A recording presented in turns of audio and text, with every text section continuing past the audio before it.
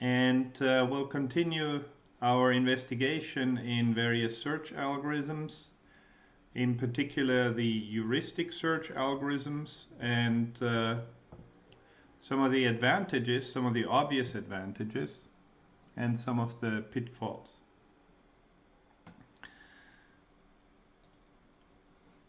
So last time we finished off with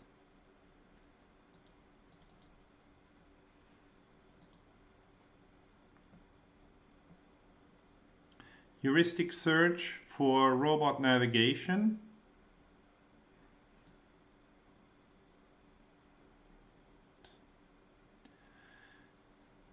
Where we have our standard routines. By now they probably should look familiar, where we can draw environments, we can create a goal, and then we end up with a grid world navigation domain. The robot starts at A0, then has to reach the red target cell, the red goal cell, and there's a set of blue obstacles in the way.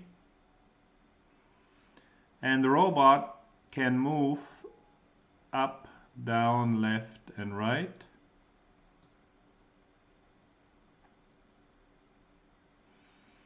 Then we can define a function to specify whether the state is valid or not, whether we have reached the goal state, and our successor function, which generates all the children for a particular node.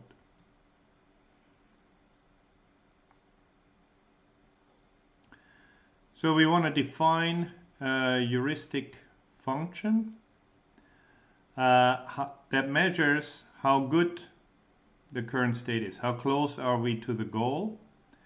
So for navigation domains, the distance to the goal is sort of an obvious, intuitive way of measuring the quality of a state.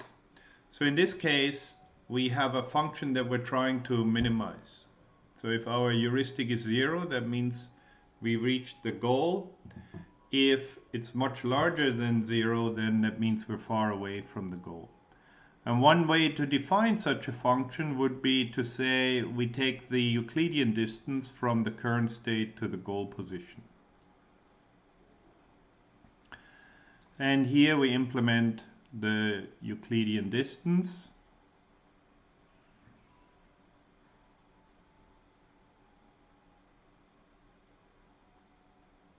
By using the math.hypotenuse function, which is the function built into the Python standard math library.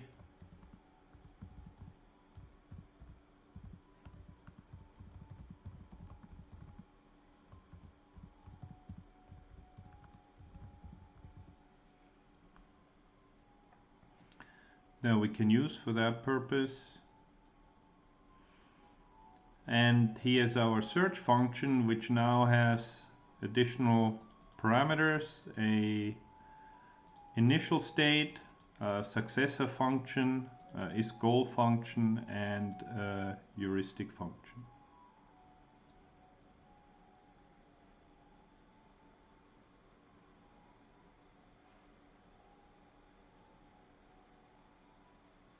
So we define our function and we run our search algorithm.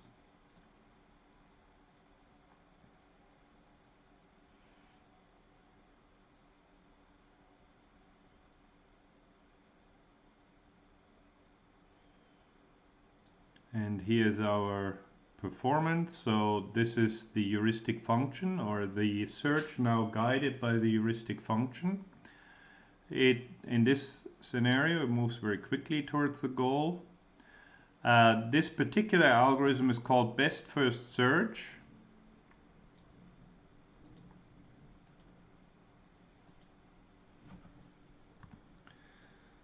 Also known as greedy search, because we always pick the best value we can do at every step. It's different from hill climbing search,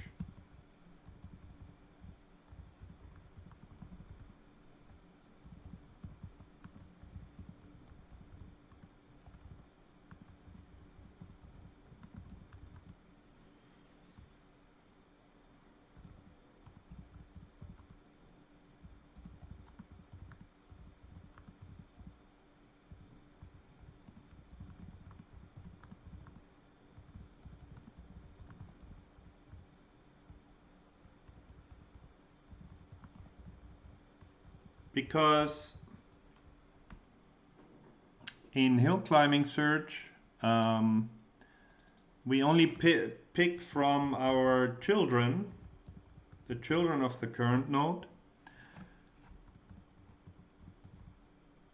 but best first search looks at all the open nodes, not just the children of the current node.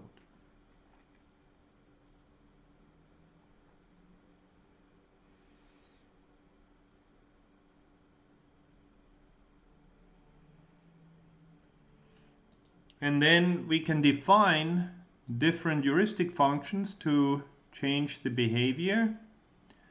If I specify that my goal distance is 0, then I end up with depth first search.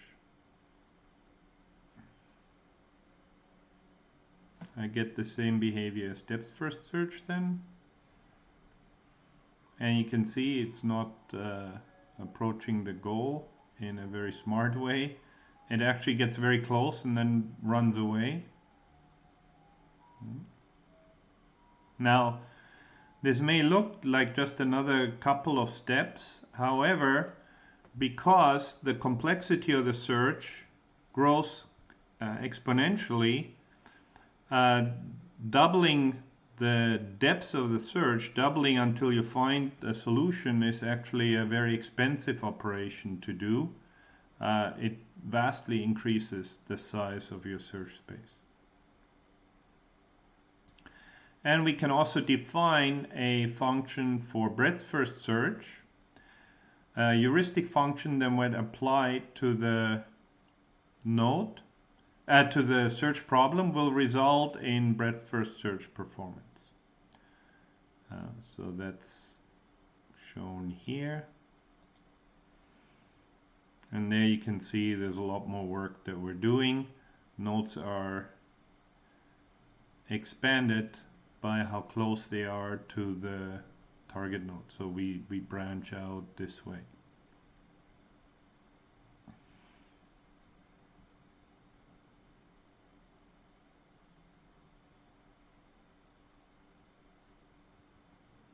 And the cells here that are darker, those have been expanded multiple times, not just a single time.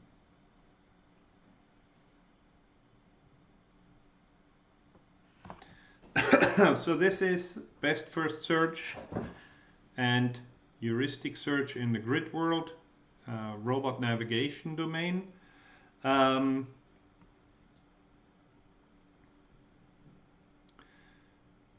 thing that you may have realized is that our original Euclidean distance function here is actually not as accurate as it could be, because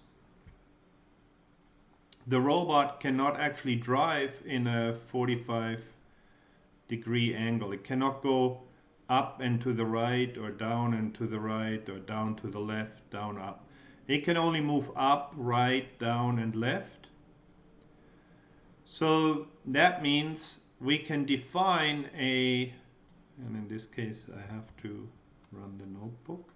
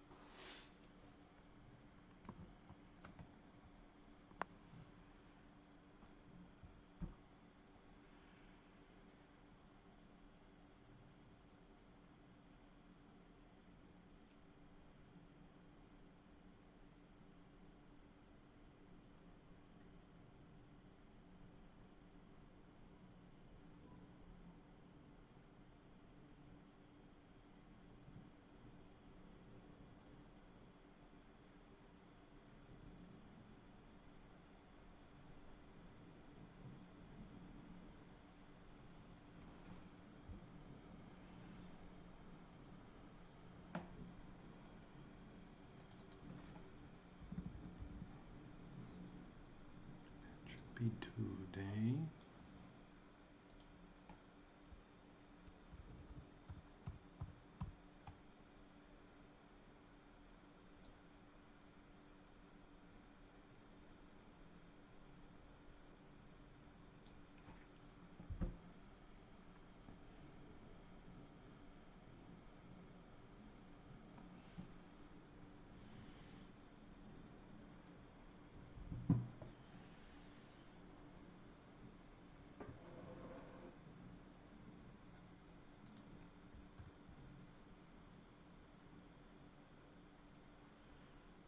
Okay.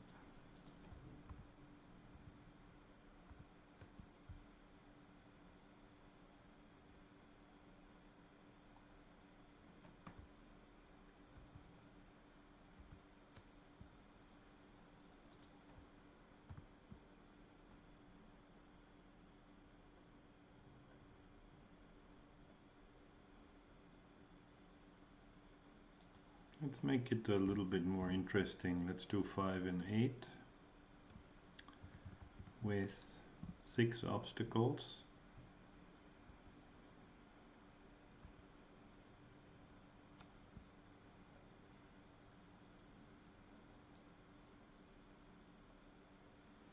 Okay, that looks pretty good.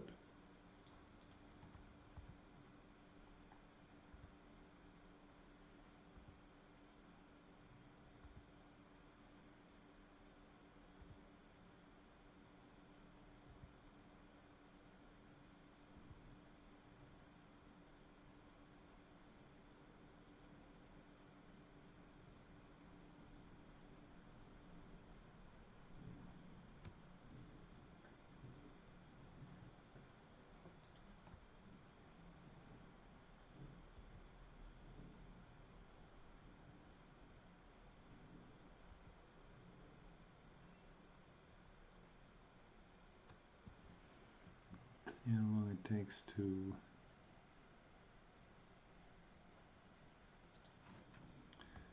do the animation, not too bad.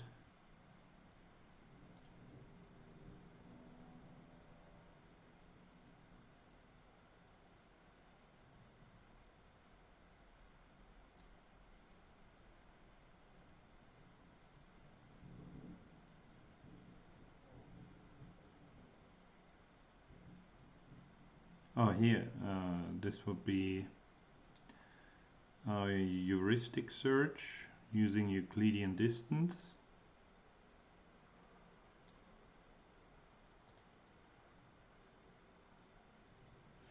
You can see it's doing a good job.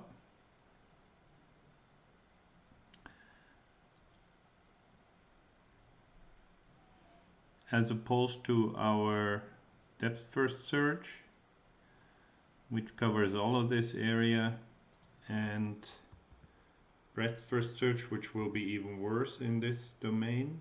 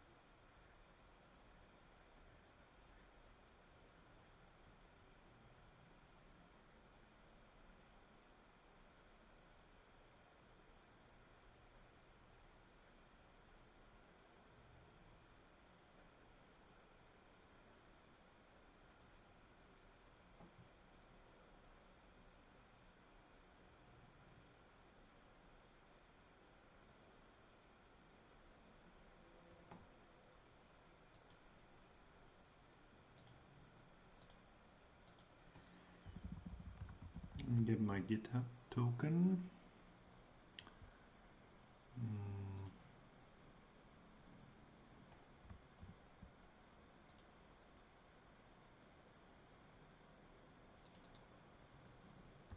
Still running.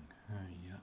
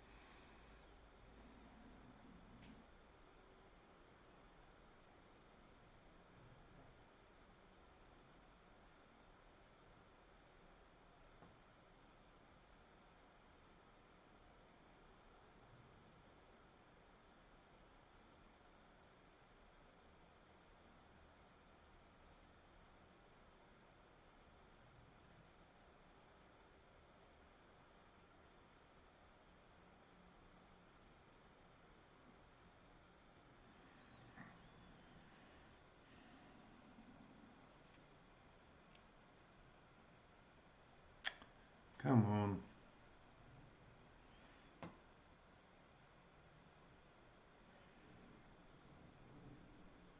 Yeah, while we wait on this notebook to finish, let's start another one. Let's look at the jealous husband problem.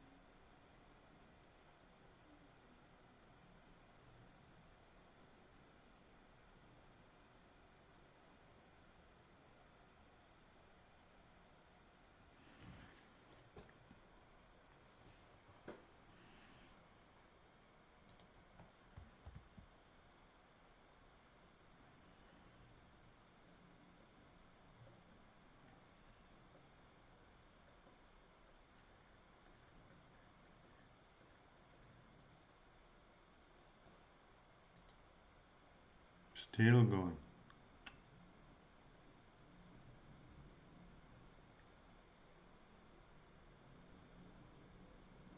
Oh, and I...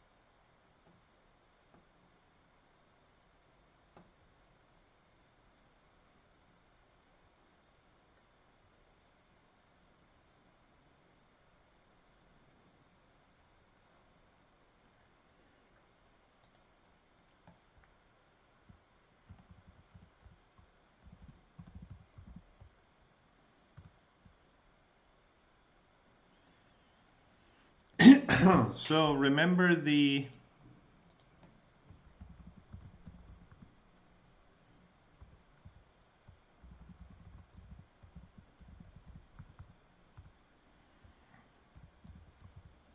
jealous husband problem.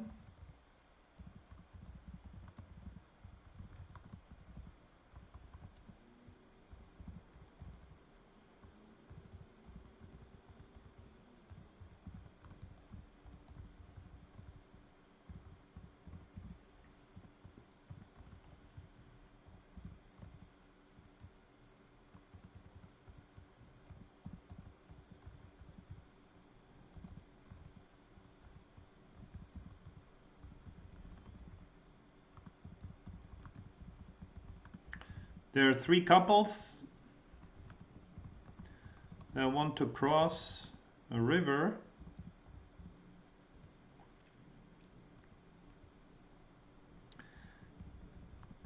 There's a small boat which can take only 2 people at a time.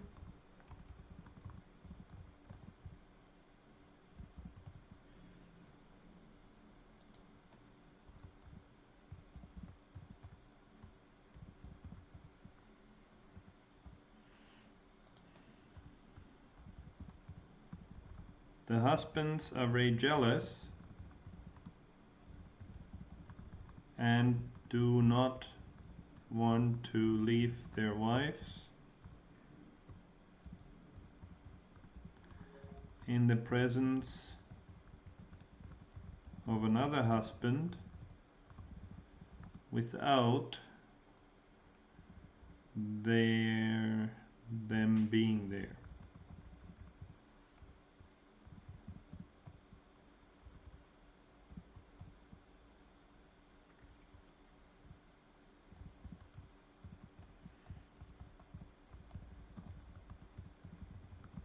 So help them cross the river. And we solved that puzzle already with depth first search and breadth first search in one of the previous notebooks. So now we want to solve it using best first search.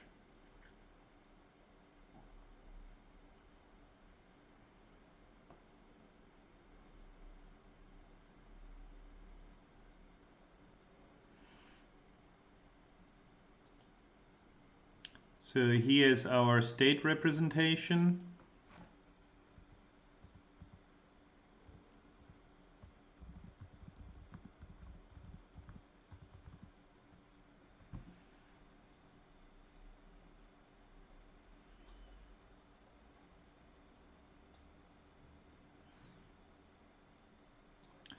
So we have a boat, we have husband 1, wife 1, husband 2, wife 2, husband 3, wife 3. And we have, I changed the position last time. So let's do that. Left is 0, right is 1.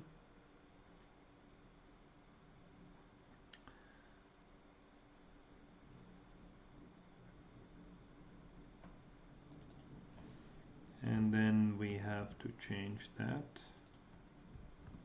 It won't be not, but we'll use 1 to flip the side that the object is on.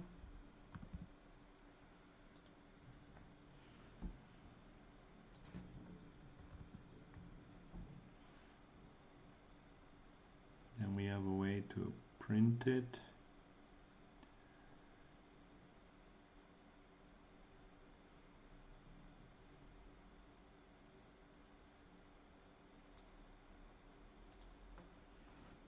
And then we can run the search. Oops. True, true, true, true.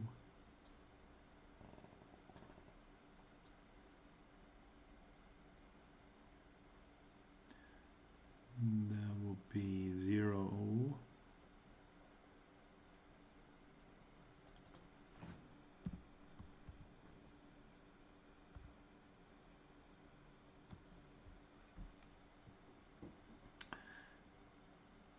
So here if we look, we're appending, we're popping.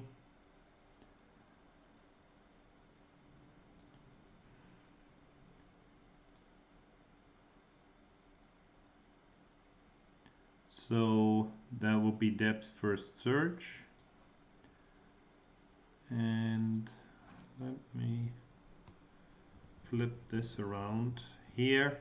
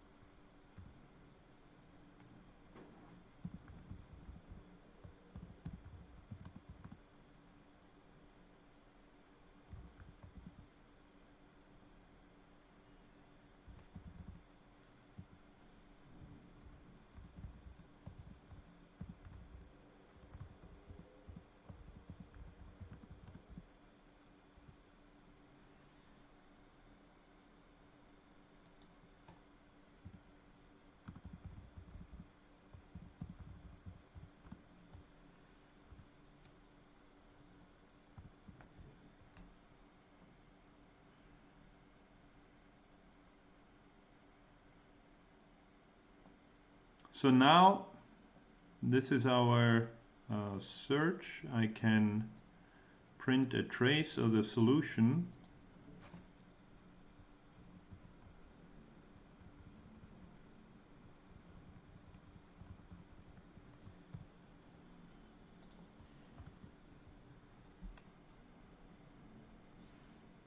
So then here we start bold husband 1, wife 1, husband 2, wife 2, husband 3, wife 3, all on the left side of the river. Then couple 3 goes across, the husband goes back. Then wife 2 goes across. Then wife 3 goes back. So you can see that's not the optimal solution, right? Because if I wanted to get into this state here, instead of doing all of this, I could have just sent wife 2 across. So then all the wives move across.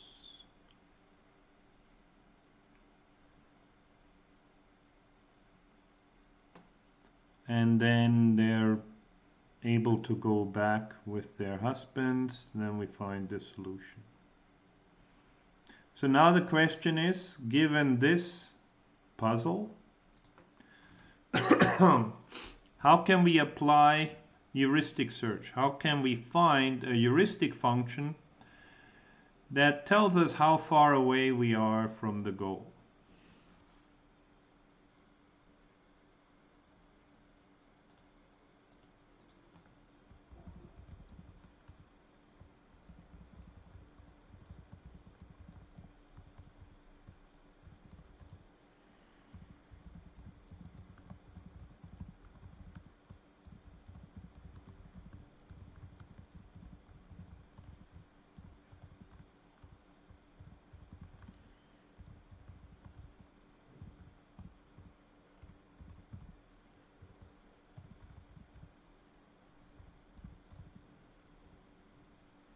So we can think about the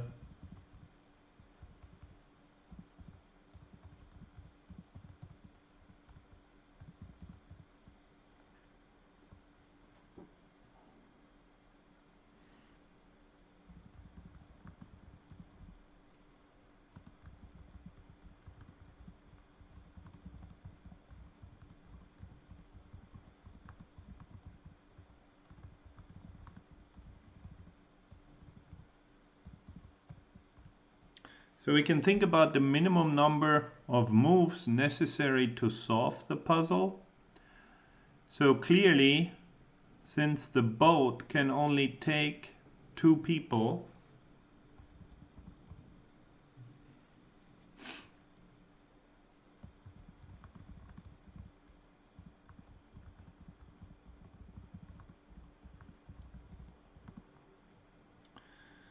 I need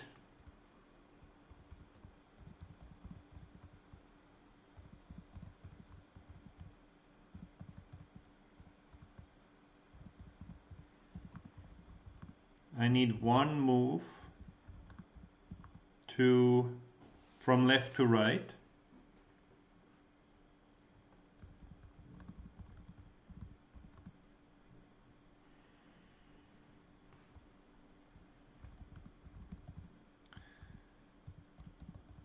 I need one move to move two people from with the boat.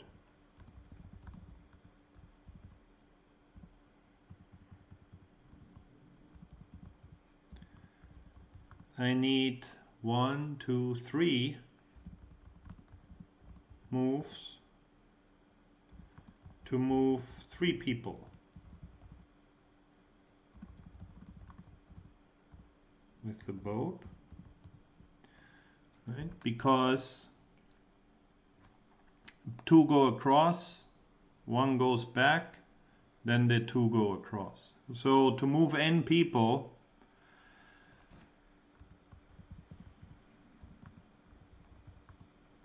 for 4 people, then 2 go across, 1 go back, another 2, 1 go back, another 2. So I need 2 times n minus 1 moves for n people.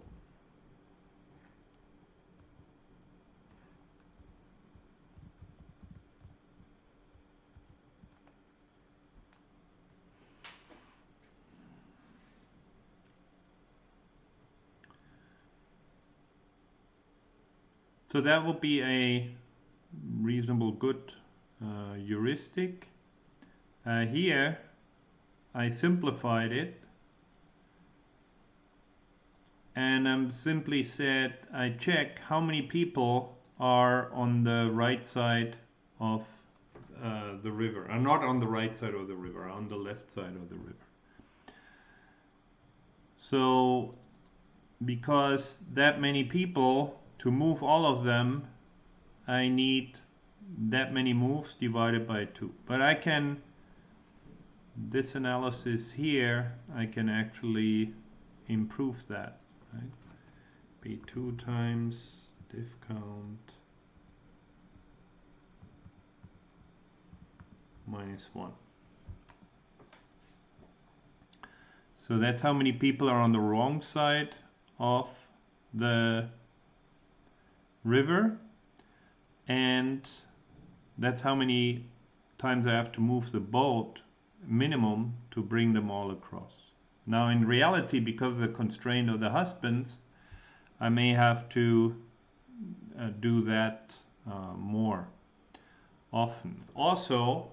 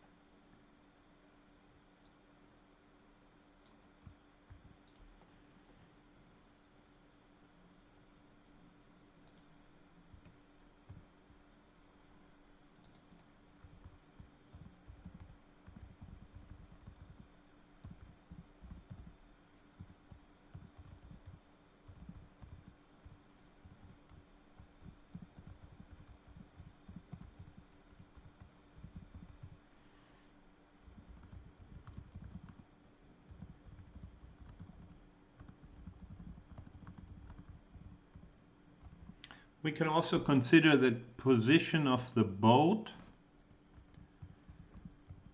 So if the boat is on the right side, not on the left side, then I need to make 1 extra trip with the boat and I need to bring back 1 extra person. So that means 3 moves would have to be added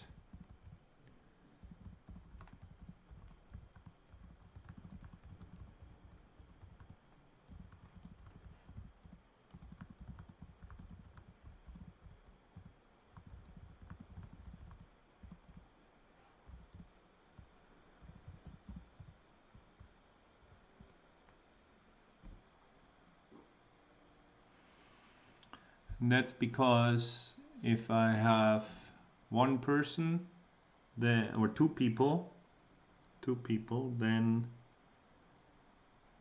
so it depends. Yeah. So it depends on if there is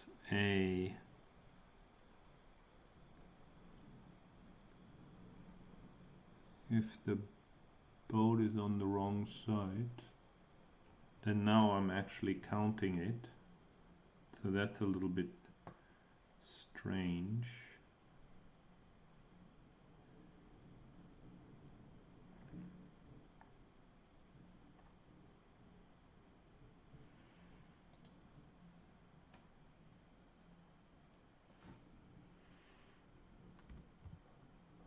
So we ignore the boat here because the boat is at position 0 always. Right? Our state definition is boat, husband 1, wife 1, husband 2, wife 2, and then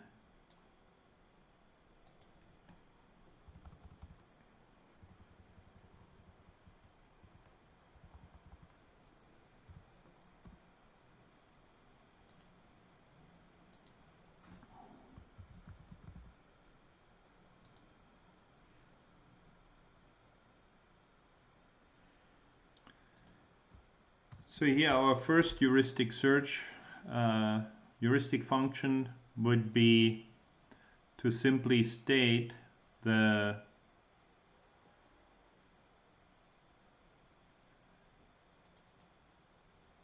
simply count the number of things that are not on the right and then divide it by 2, because presumably the boat can take 2 things at a time. Or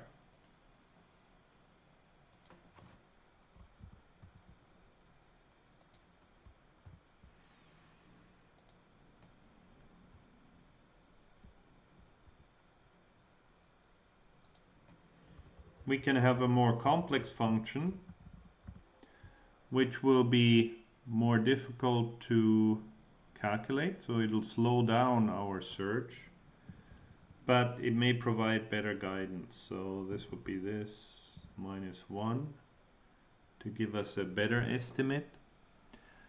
And now that's the number of moves.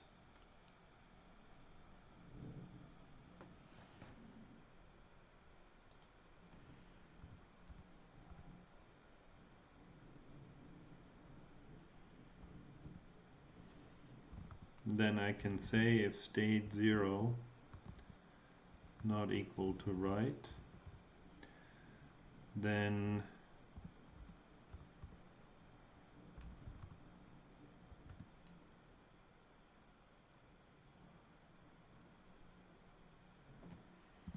the additional moves, we don't need to add any moves.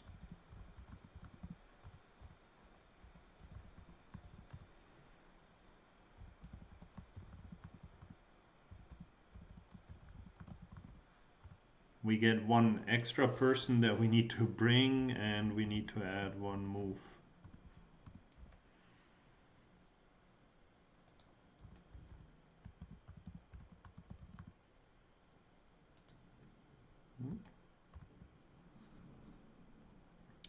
So here we have a more complicated heuristic, a more complex one, but it is actually more accurate.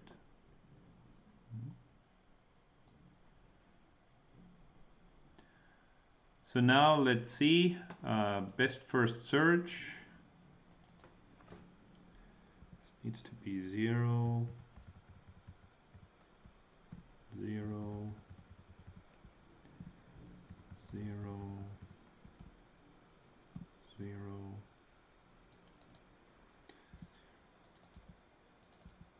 Here's our initial, oh, sorry, that's our goal, not our initial state.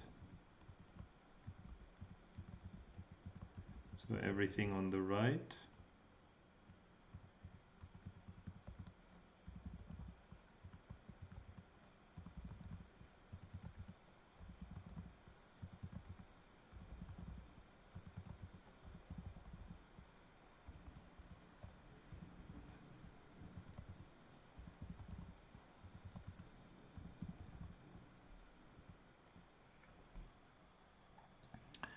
And to make sure that we made this one look nice. And this would be everything starts out on the left.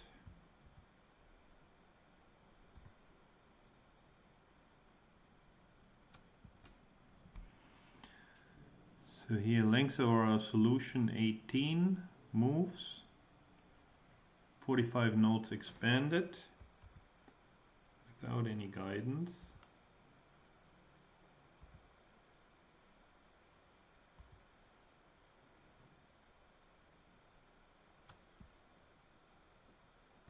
So here's our best first search.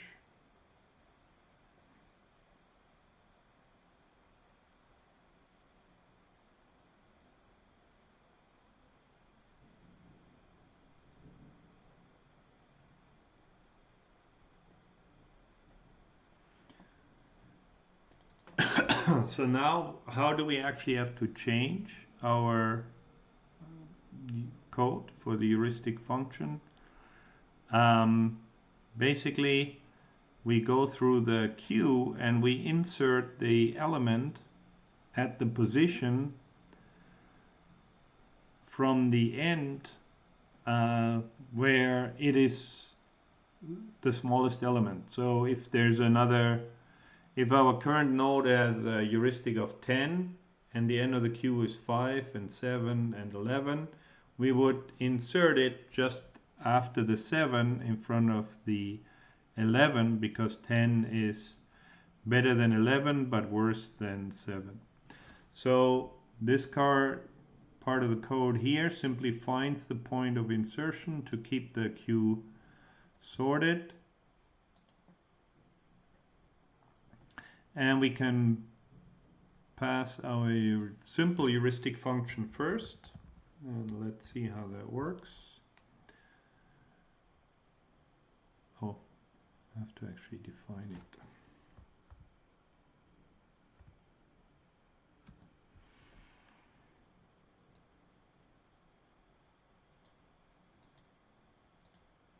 So here's a trace of the program.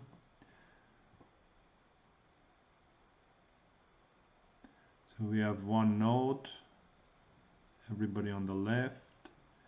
Then the heuristic function, if we bring those two, then we think there's at least 2 moves left, because I have 1, 2, 3, 4 divided by 2 is 2.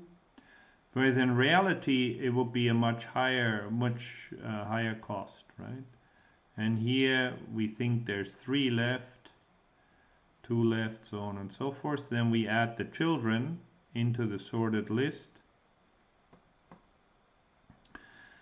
And then we pick one of the 2s.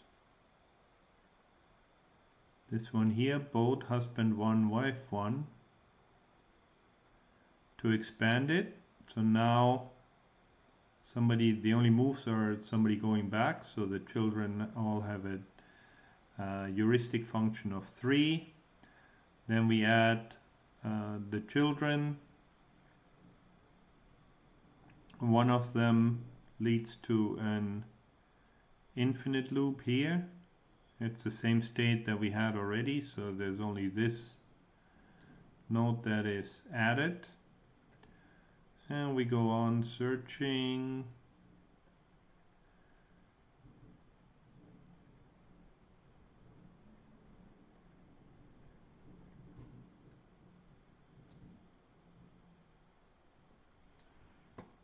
So now we found a solution after 91 nodes expanded of length 12.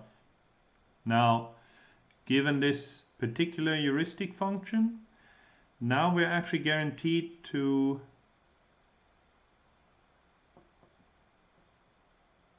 find the optimal solution.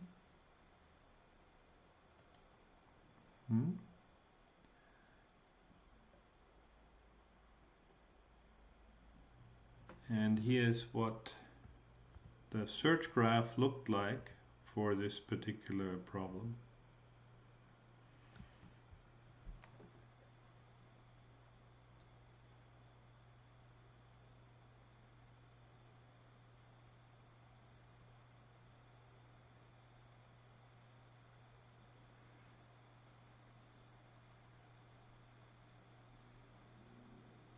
Now, best first search in general, however, is not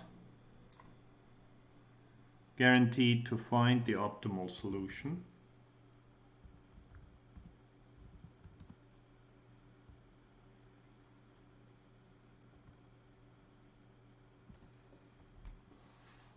So here's an example of a search space where we have nodes and we have the heuristic value for those particular nodes. 2, let me see, 3, 4, 5, 6. In the node. So here we have a node A which has a heuristic value of 3, has 2 children, B and C.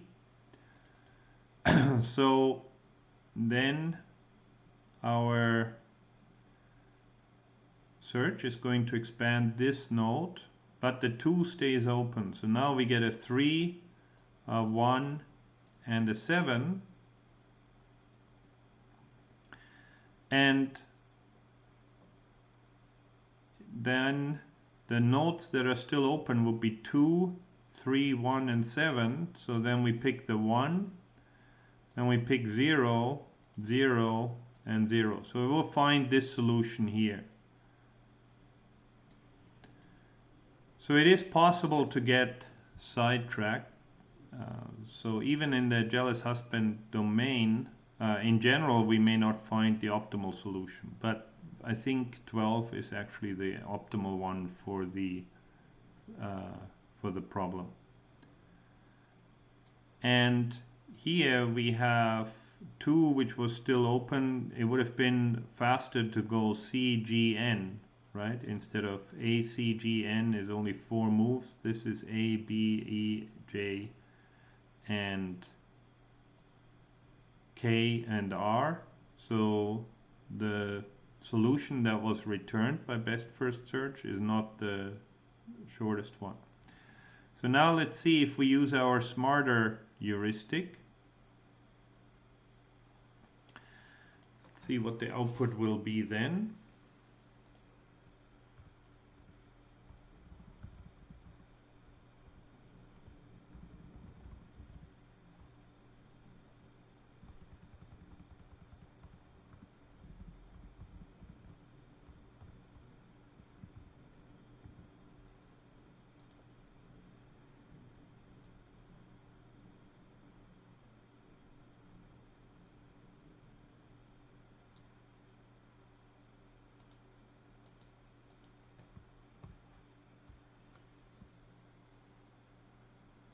So now let's take our complex heuristic.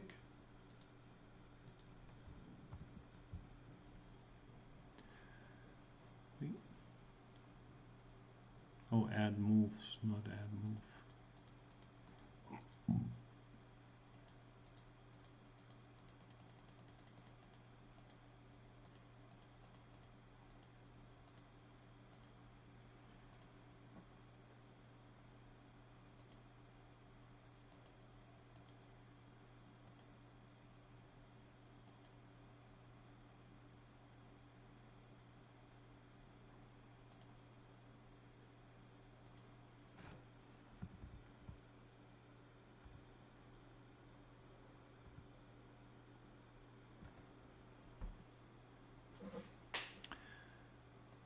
So now our length, the solution is the same.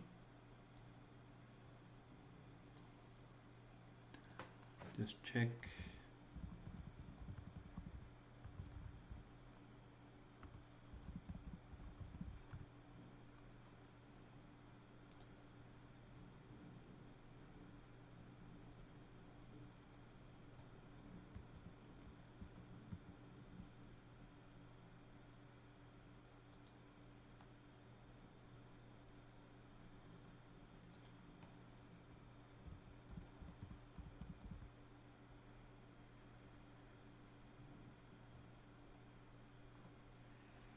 Yeah, so 12 is the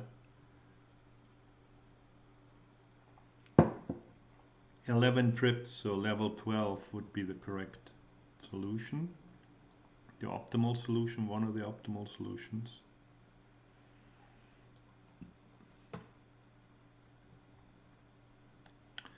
And you can see by providing a better heuristic, in this case, it paid off. We spent only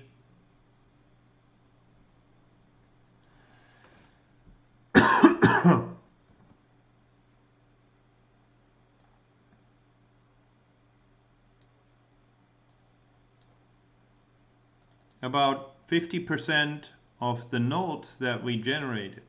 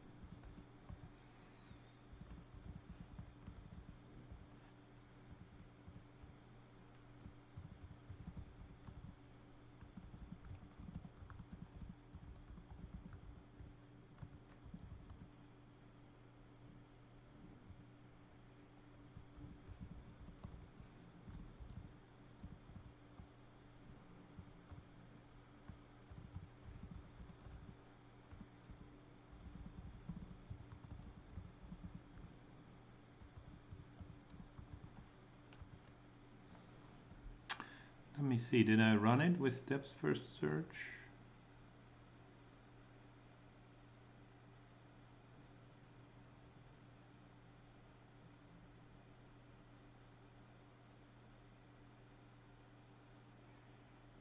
Yep, so depth first search was also fast, only used 45 nodes. However, it found a very poor solution with 3 extra trips.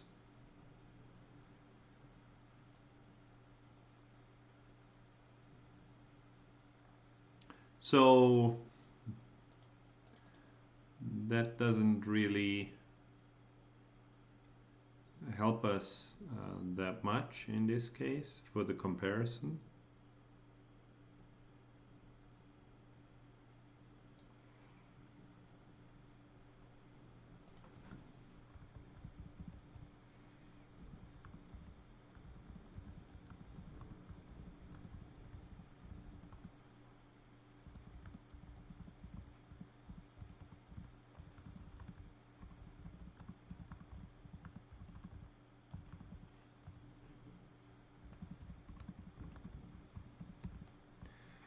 And so this result is true in general. The more accurate your heuristic function is, the more it will guide the search.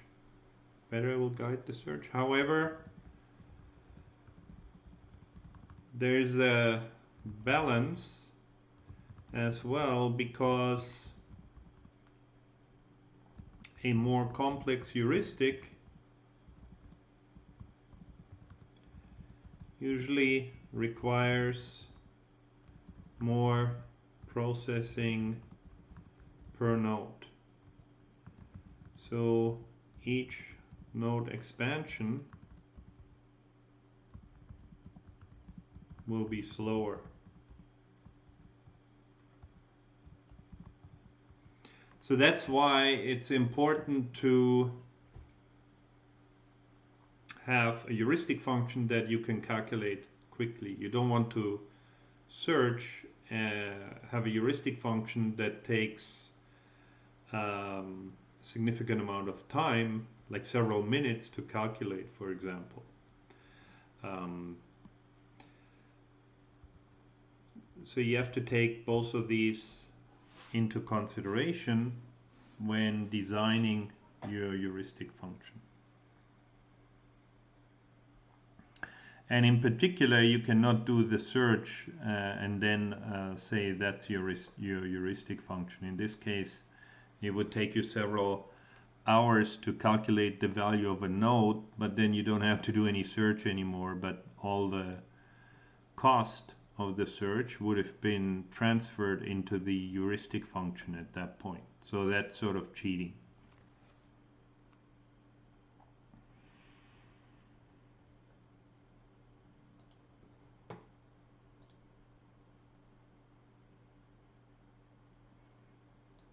So run all.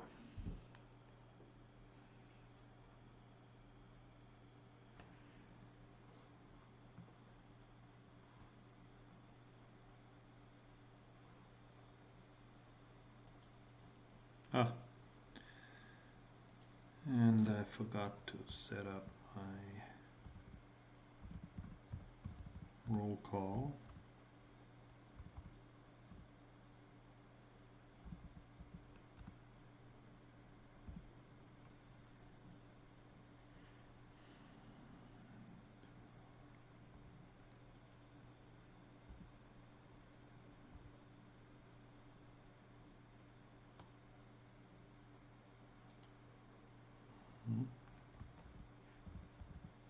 Did I not start the bot?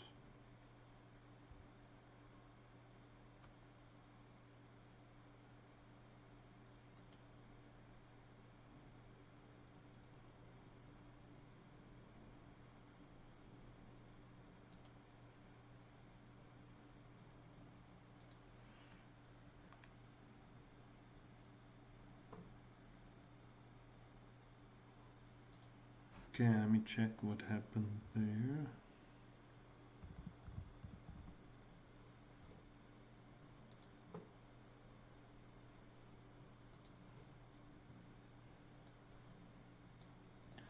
So you can think about some other functions that or methods that you can use in order to generate a heuristic function for the jealous husband problem.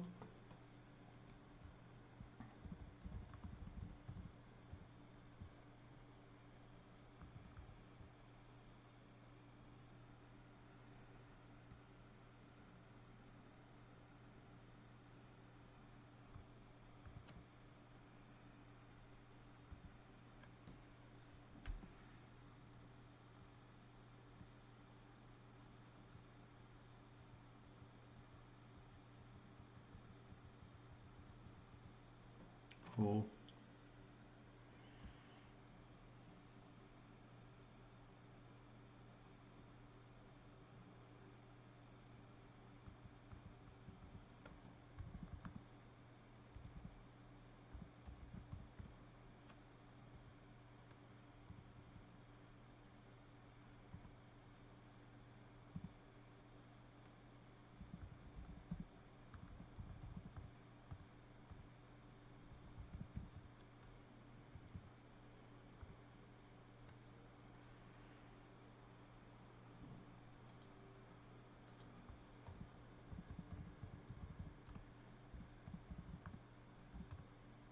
Gust Online Lecturing Support said roll call, send a direct message to Gust Online Lecturing Support with secret number 6071.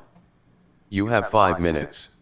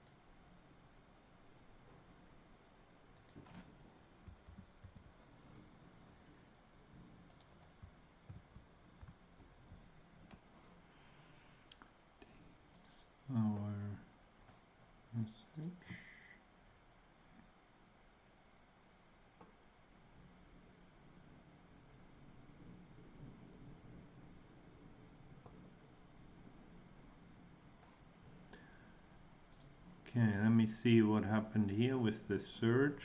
Terminated, but it made an animation, so let's have a look at it. Oh, no, it crashed. It used too much memory and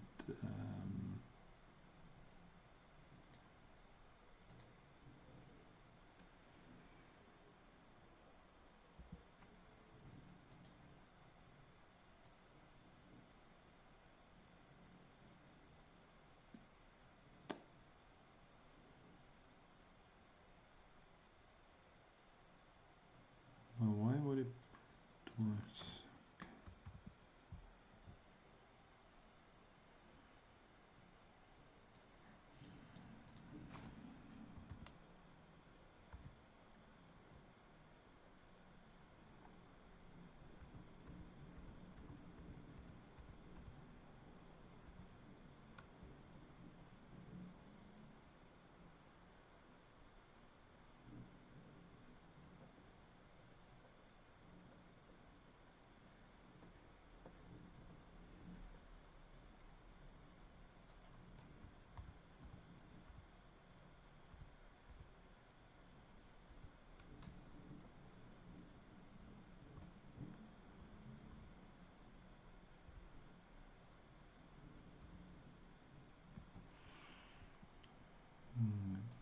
Okay, good.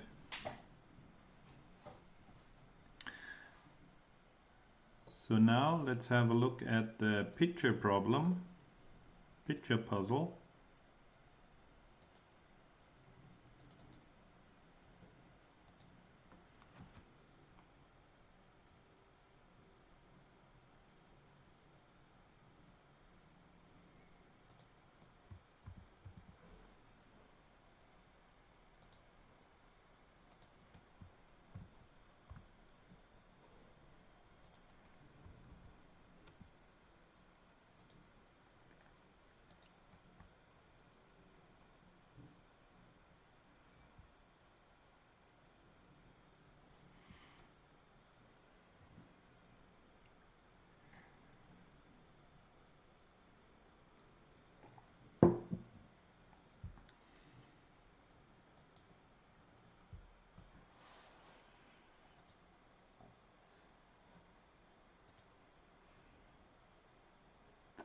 Okay, so this is now online.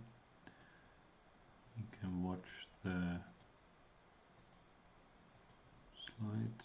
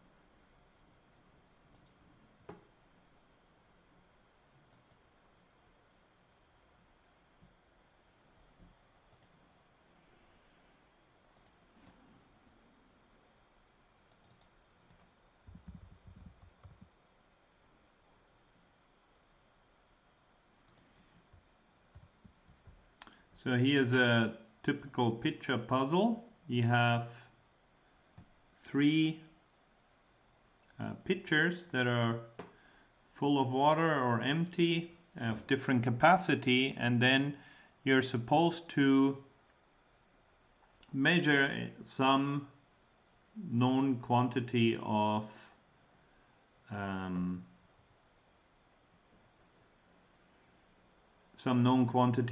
water or milk or whatever is in your pitchers.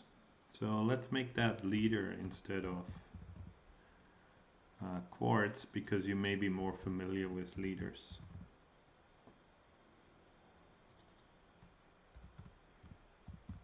And the unit doesn't really matter.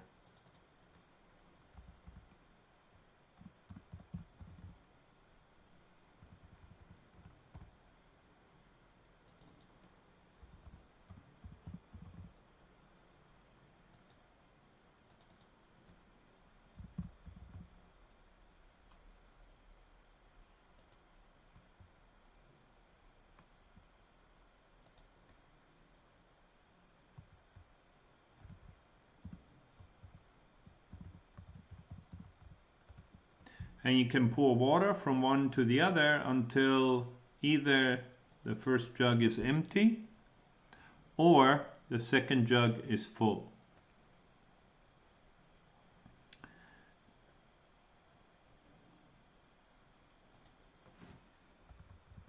The other action we can do is we can throw away the water, empty a pitcher. We can empty a pitcher by throwing away the water. That is allowed in some puzzles, in some other ones it's not allowed, so it depends. You can sort of see in this particular puzzle we have 16 liters and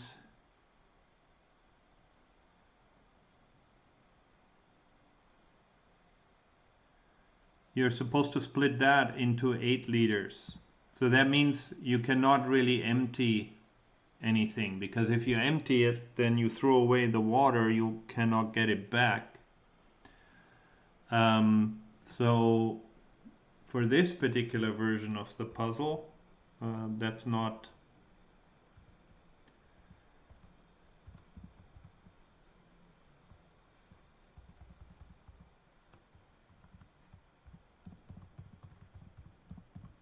intended or possible.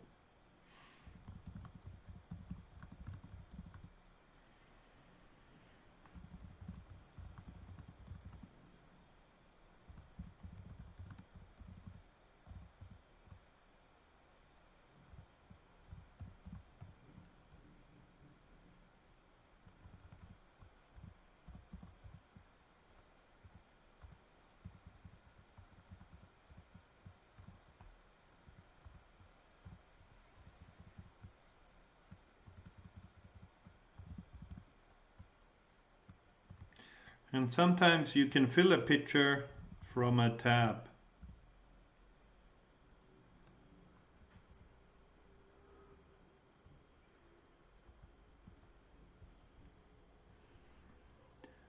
So in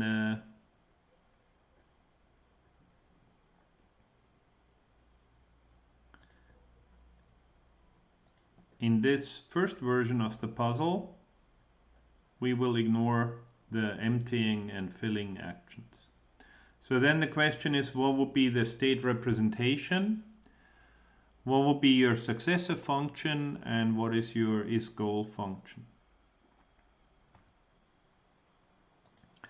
And remember, we want to use our general framework for search.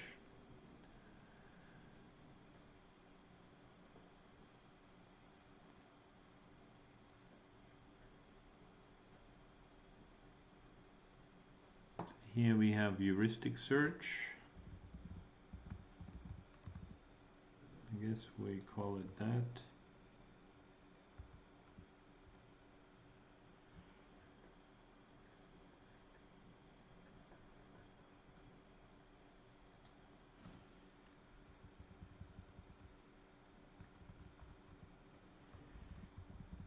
And you can see that the search method is sort of a good abstraction, right? We can solve many different types of problems, all using this idea of search. And in AI, it's really, we can solve all the problems in AI, because if there's no significant portion of the problem that you need to search, it is usually not an AI problem.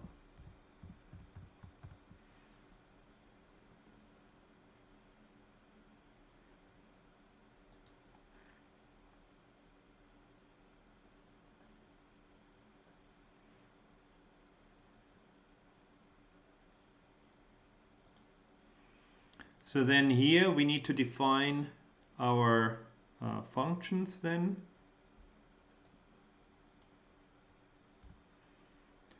So again, what is our initial state? What is our successor's function?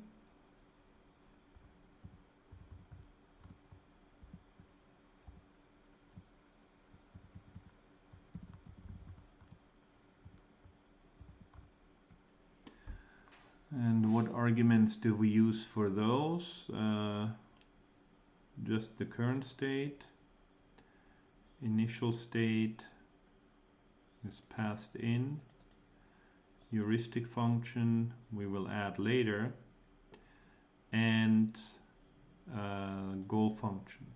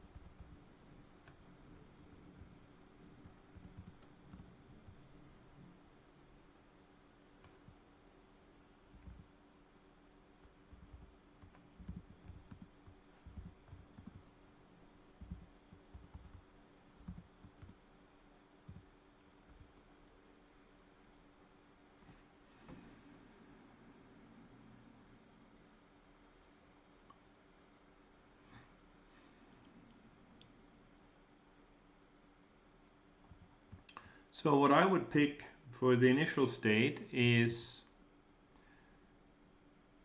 I put in the amount of water that's in a pitcher, as well as I need to know the maximum capacity. So for this puzzle, it said we have a 16/16 pitcher.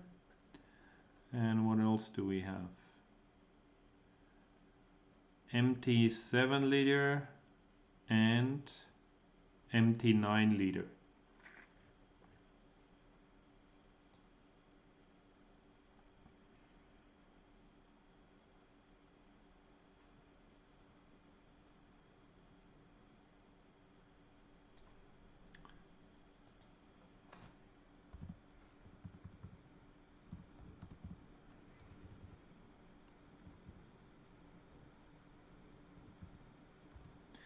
Now the is-goal function is relatively simple with this state representation, because it would have to be state 0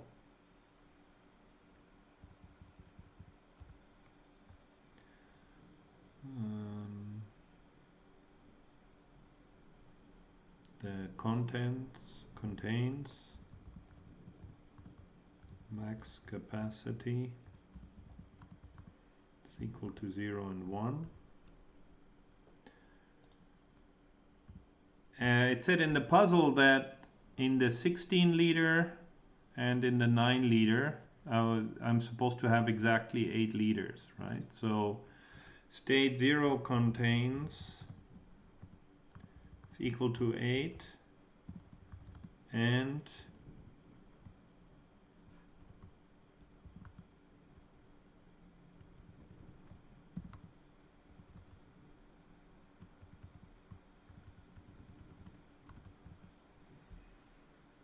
state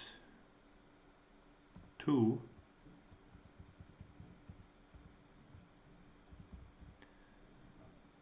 Jug 16, jug 7, jug 9 is 0, 1, 2. So I defined some constants to make that look a little bit nicer, so and easier to understand what the code is doing.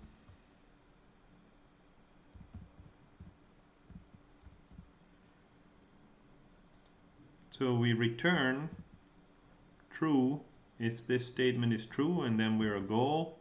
Otherwise, we return false. So now, what's our branching factor if we cannot do empty and fill?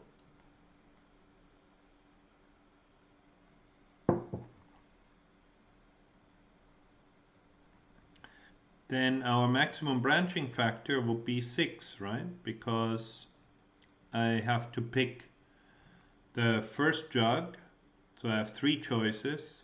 Then I have to pick the second jug, 2 choices.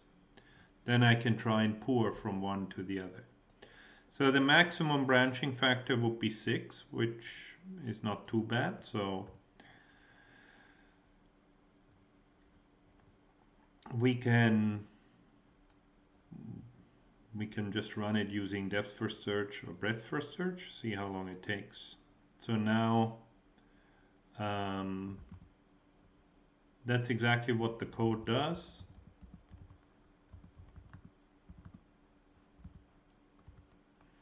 Now when I call successor, what am I actually calling current? What's current? Current is the current state only, not the current heuristic function.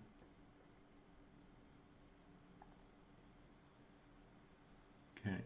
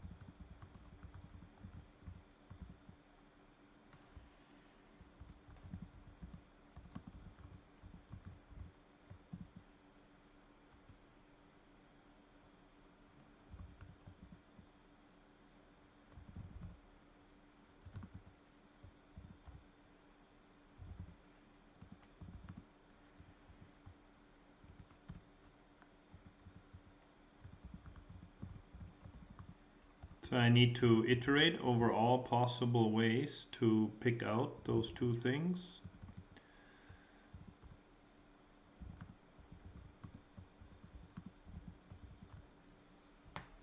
So I can do it that way, because in this puzzle, pouring from 16 into 7 is not the same as pouring from 7 into 16. So the order of the arguments is important.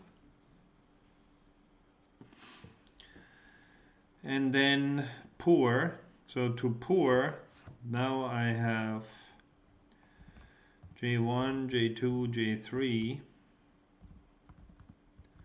is equal to the state.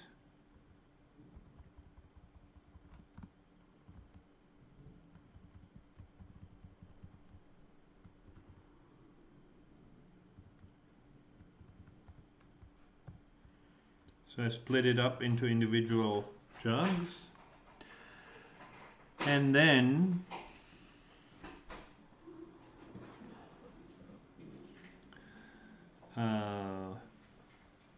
contains 1 is J1 contains. Contents of It's not one, it's contents from. Contents to is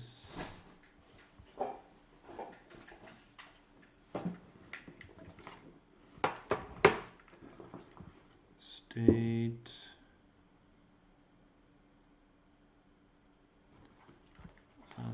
state from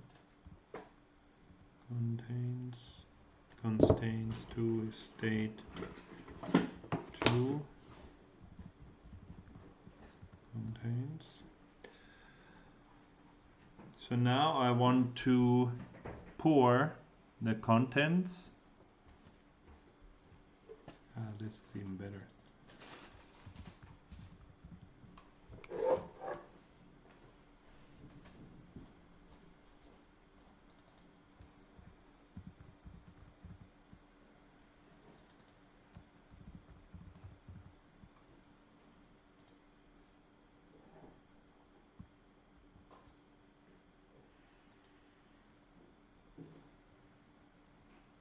So now I need to check.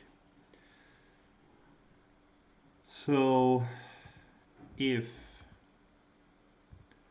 C2 plus C from is greater than the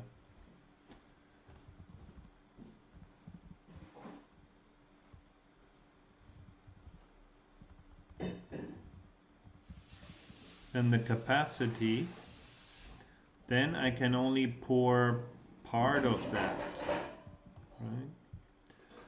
Then if it's less, then what I pour is all of C2, right?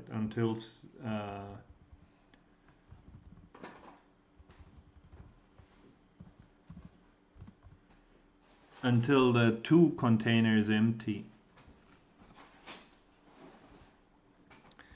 Else, the pour is C2 minus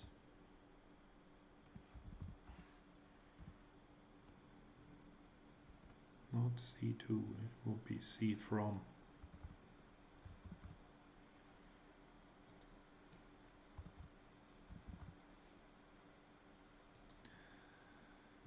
State 2 capacity minus state 2 contents. So this is how much we're pouring now from to from to 2, sorry. And that means now the new state, the child, is state dot copy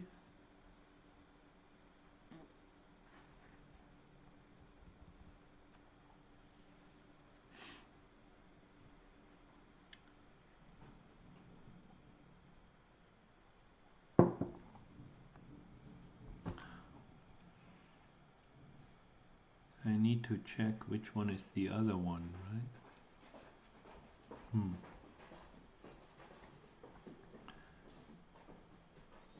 So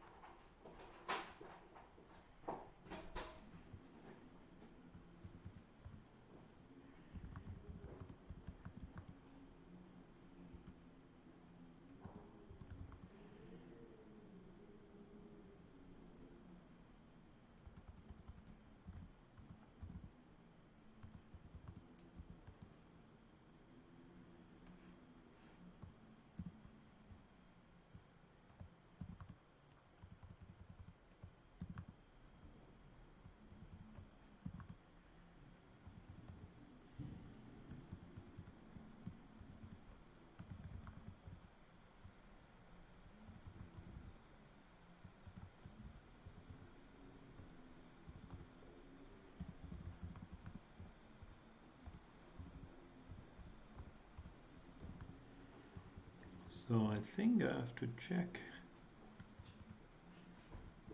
all three possibilities here. I'm not sure how else to. So from is 1, or 2 is 1, and this is 2. Then the other one is 0.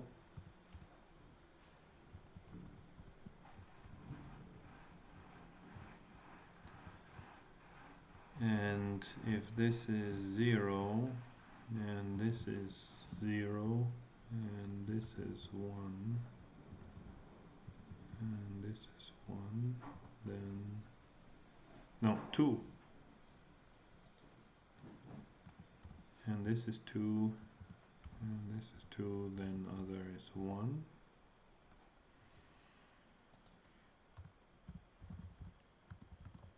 And let's just throw an error if I forget to, if this doesn't cover all the cases, but I think it should. So if one of them is 0 and the other one is 1, then the one left out is 2, the unchanged one. One of them is 1 and the other one is 2, then the unchanged one is 0. If one of them is 0 and the other one is 2, then the unchanged one is position 1. So now my new state, the child, is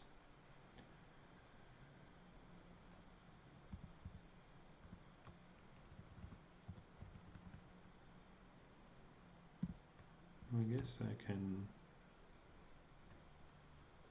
make it tuples.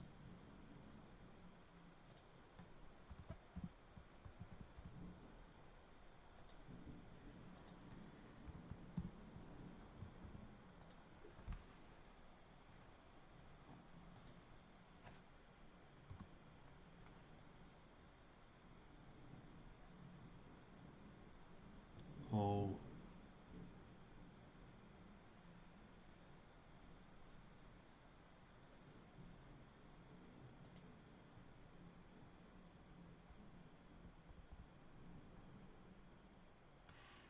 Yeah, this may not actually work.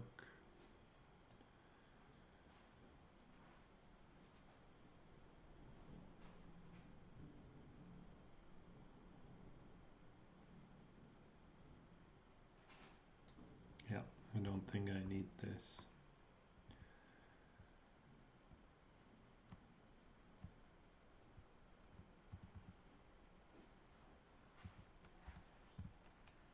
And then I do need to change these. So I have to make them lists so I can modify them.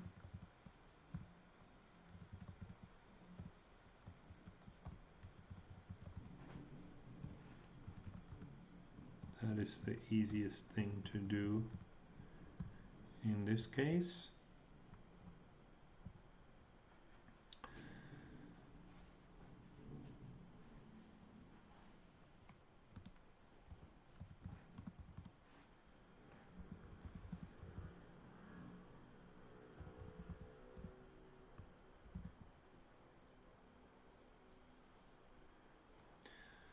And they will copy the list, so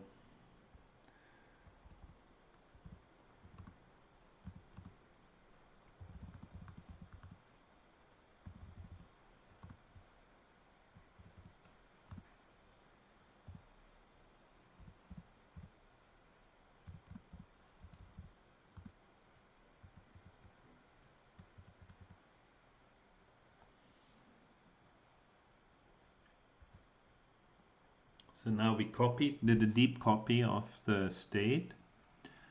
So now I can modify them. So C from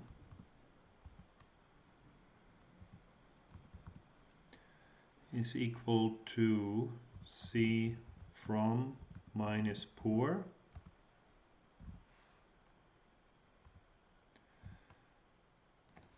C from content is equal to C from content minus poor.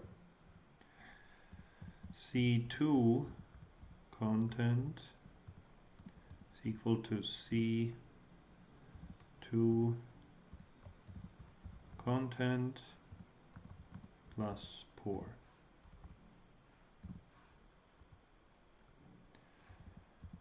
Children dot append C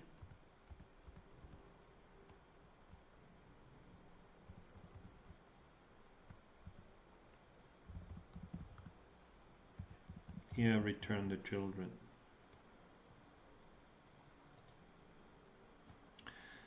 Now, since let's say if a picture is empty, then of course I can do an empty pour from that picture into the first one, into the second one.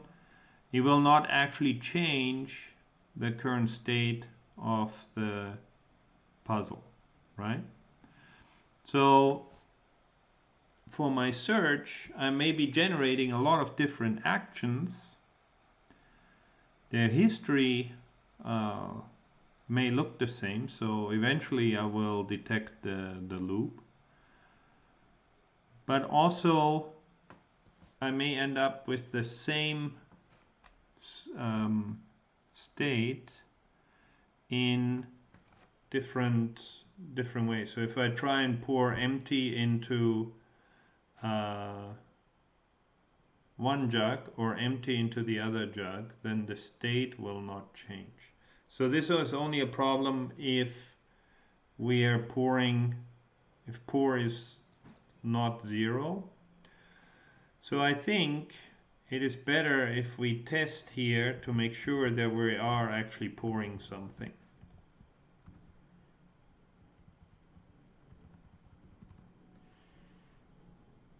So that will avoid generating a lot of unnecessary nodes and speed up our search. And that's it. That should be all the functions that we need in order to now be able to apply depth first search to this particular problem.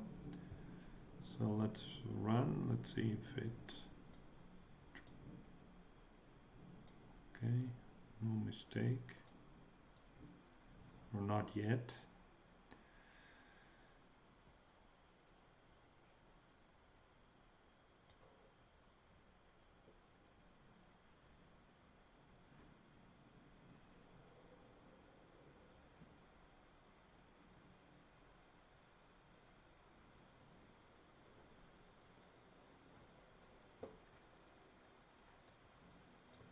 So we don't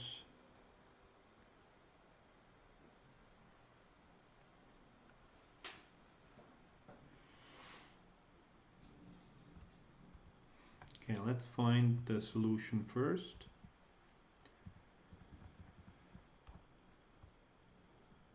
And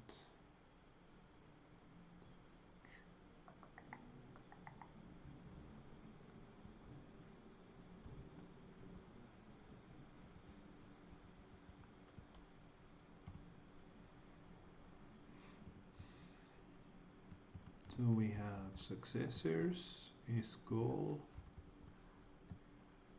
and I don't have defined a Euclidean function yet, heuristic function yet.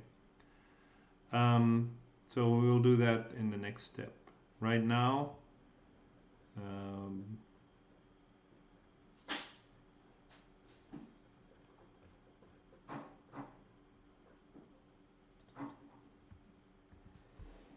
we're just going to run depth first search, which means that I pass in a heuristic value of 0 for every node.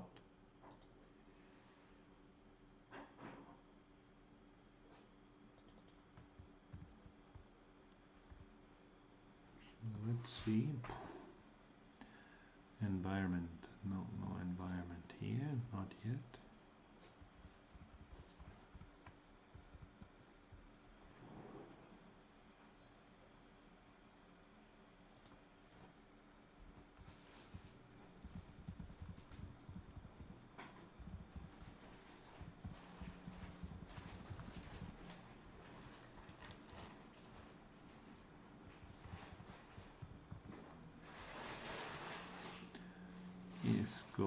not defined. What did I call it? No, isCall function. Okay.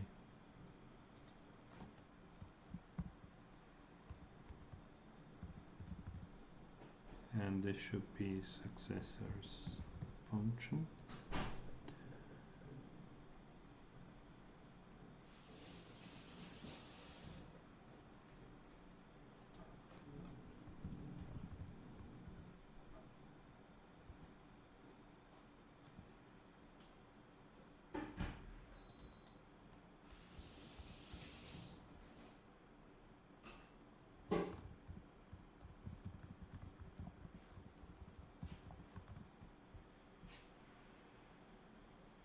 Contains, yes, contents.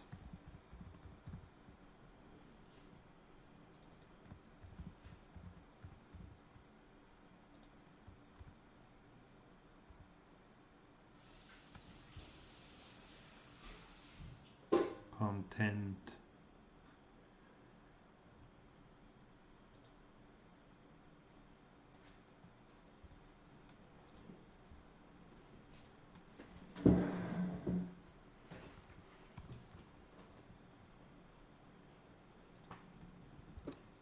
Content of that jar, yes.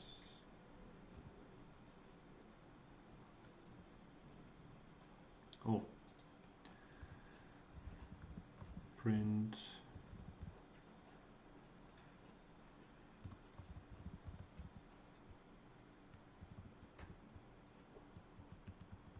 Our solution here. So we found one, 12 moves. I think, no, 44 nodes expanded. Does it return? The maximum queue length 12, the solution, and the frames.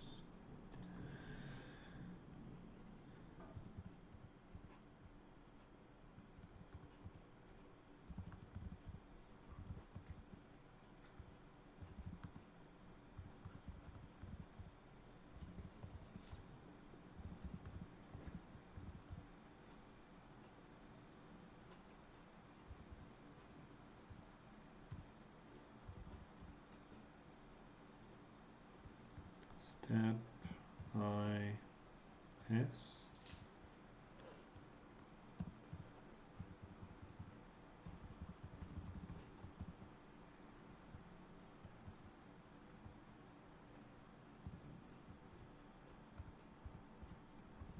And else we can print that we didn't find a solution.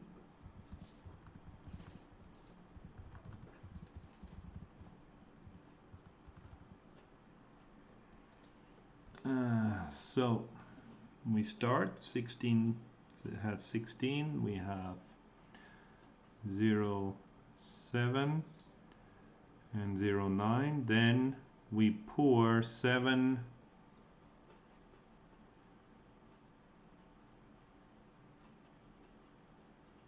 16, 16. We pour that into 9. No, that's wrong. We pour 2 into 7. I think.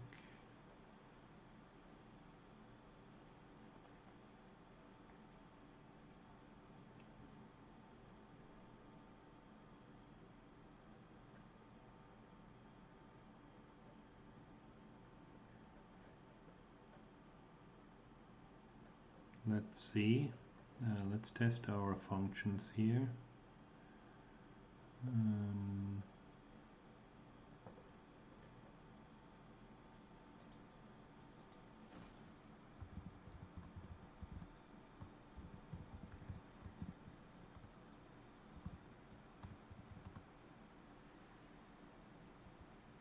So 16, 16. 0, 7, 0, 9.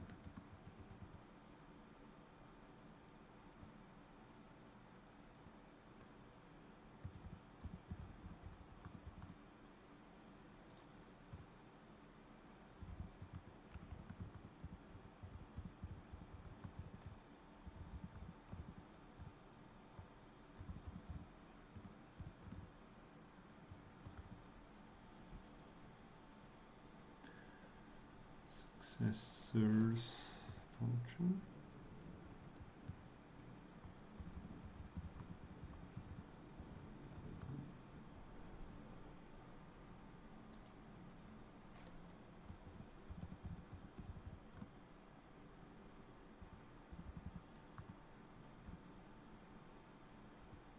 Gust Online Lecturing Support said roll call, send a direct message to Gust Online Lecturing Support with secret number 3211.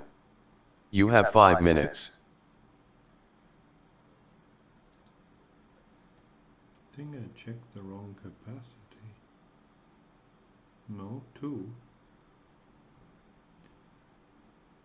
So I get 1 child, 7, 16, so 9 are poured into here, which is wrong. Why is that wrong? See from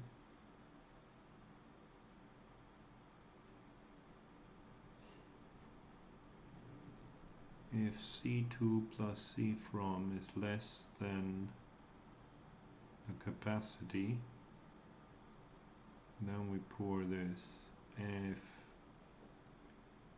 it's greater than, then the pour is like this.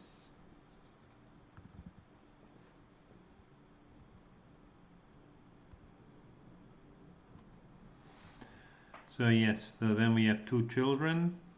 We can pour 9 liters, so we're left with 7 liters, or I can pour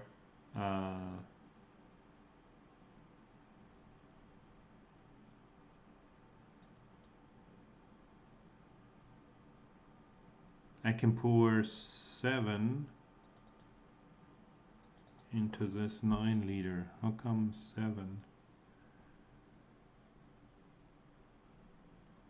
Pour 9. That's wrong.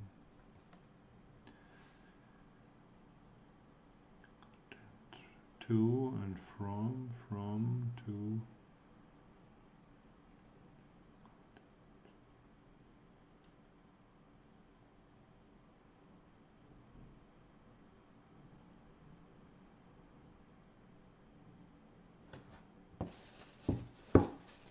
Oh, I have to check. So this one here means it will overflow. Else, if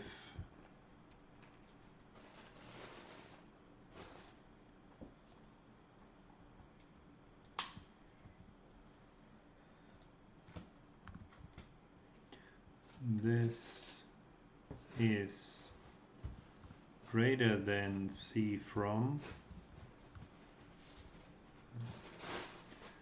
then there's more empty space there than I can actually pour. Then what I pour is C from.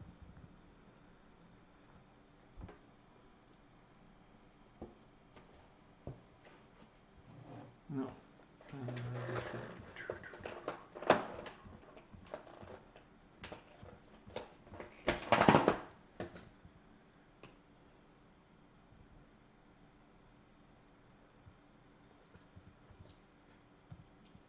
If this is greater, then what I can pour is the difference.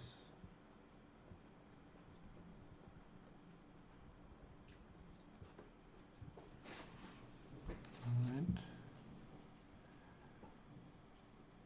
If this is greater, then I can pour the difference, else that means it can all fit in there.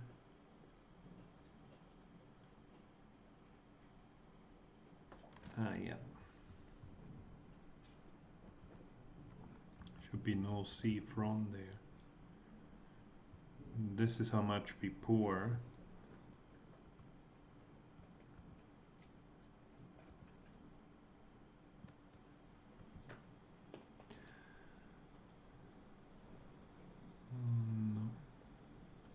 pour 16 and minus 7. That's just getting worse.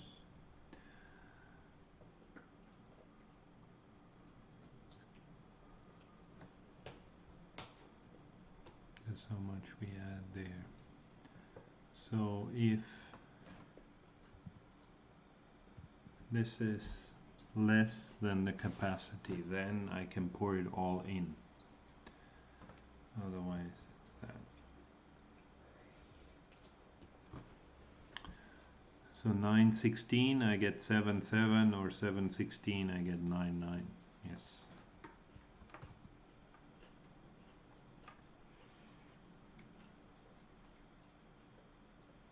So then let's have a look at our solution. So we pour 9 liters, then we pour the 9 liters into the 7-liter jug. Then we pour the 2 back into the 16. Then we pour that 7 liters into jug number 3. Then I pour that into 7, so now I have 2, 7, 7. Then I can pour 2 liters from 7 into 9. So now I have 5 liters there. Then I can take the 2 at the 9, I have 11. And then I can move the 5 over to 9. Then 11 pour into 7, so now I have 4 left. Then I pour the 9 into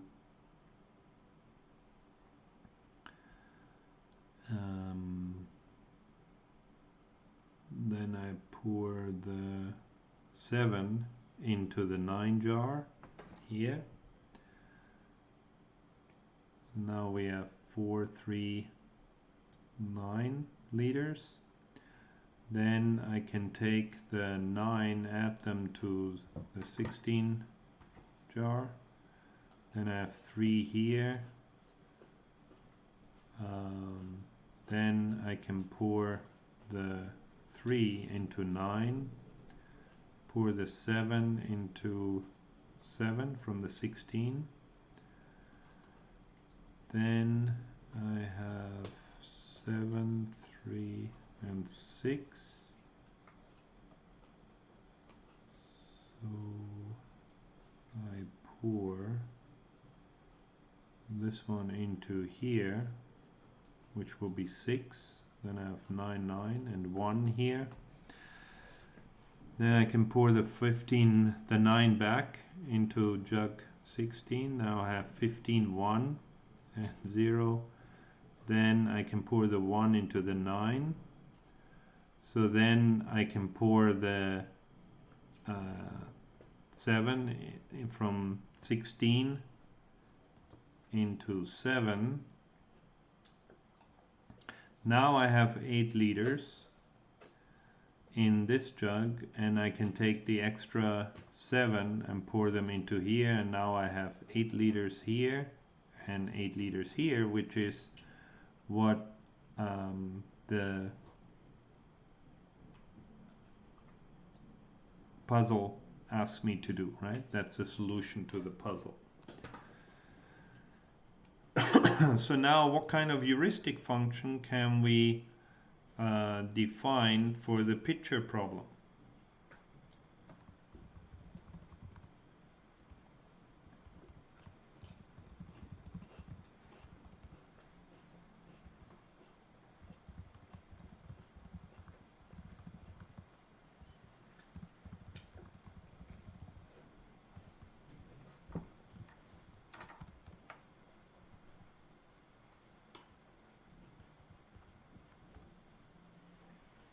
Right now we expanded 31 nodes. I believe that this is the optimal solution. We can also copy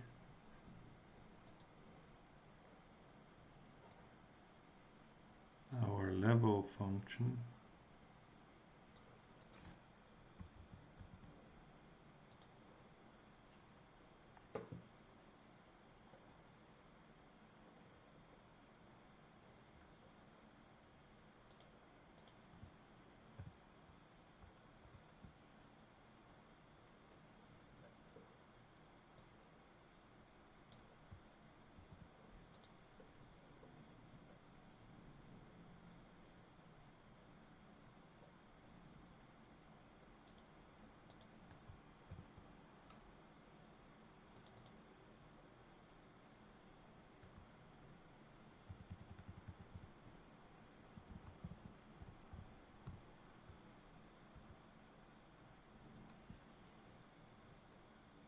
Oh, it can also be done in 15 steps. So 16, pour this into the 9, pour the 9 into the 7, pour the 7 into here, which gives us 14 and 2, pour the 2 from here into here, pour 9 from here to there, then I have 5, take the 5, add it here, so now I have 5, 7 and 4. Then I can pour the 7 here, which gives me 12, 0 and 4.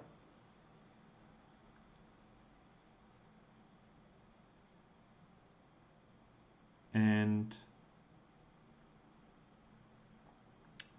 then we pour the 4 liters into the 7 liter jug, then the 9 from here into here, then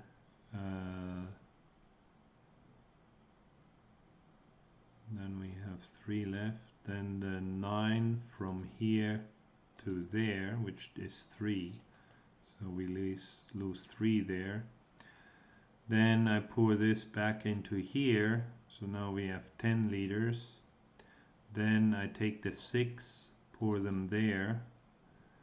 Then I can pour the 10 over here, which gives me 9 and 1 and 6. Then I can pour the 9 into here, which leaves me with 8. And then I can pour the 8. Then I can pour the 7 from here into here, which gives me 8. And then that's the solution.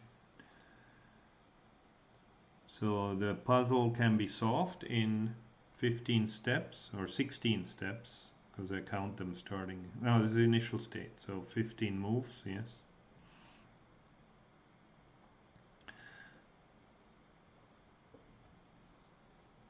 So how about defining a heuristic function to guide the search then, to see if we can do that faster?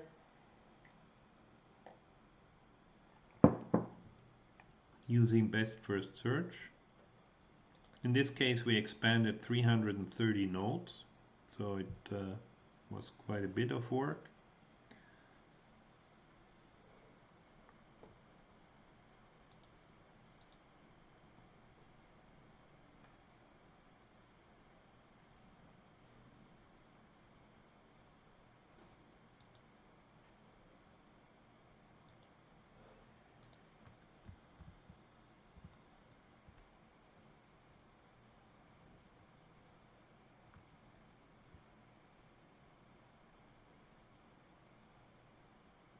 Just check this quickly.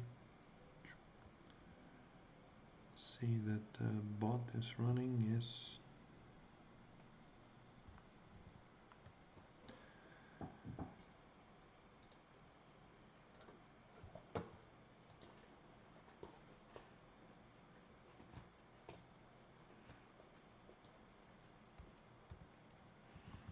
So here the simplest heuristic function I can think of would be the difference between the current state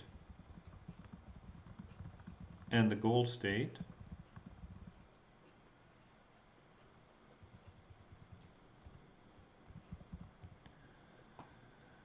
So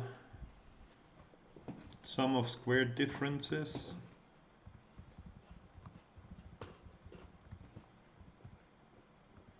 or sum of absolute differences.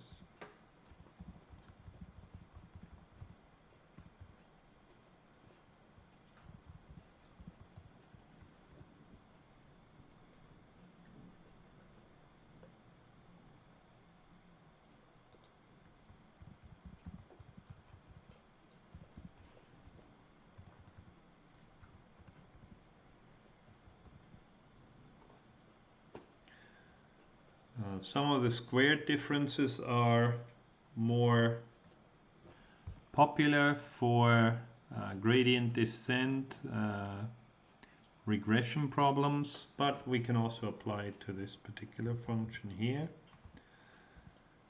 So we define our heuristic for MSE state. Now I know what the goal is.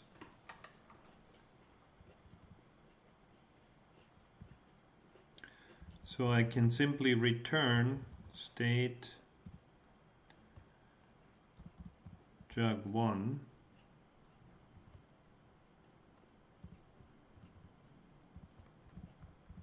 content minus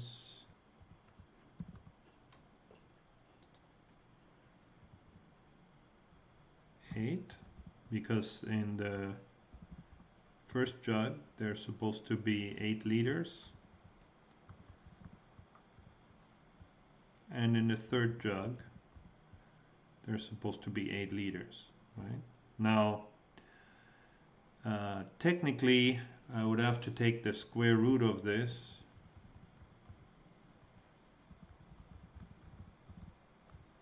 but I'm only using the numbers, I'm only using the states here to order the search node. So I think I can get away without having to calculate the square root.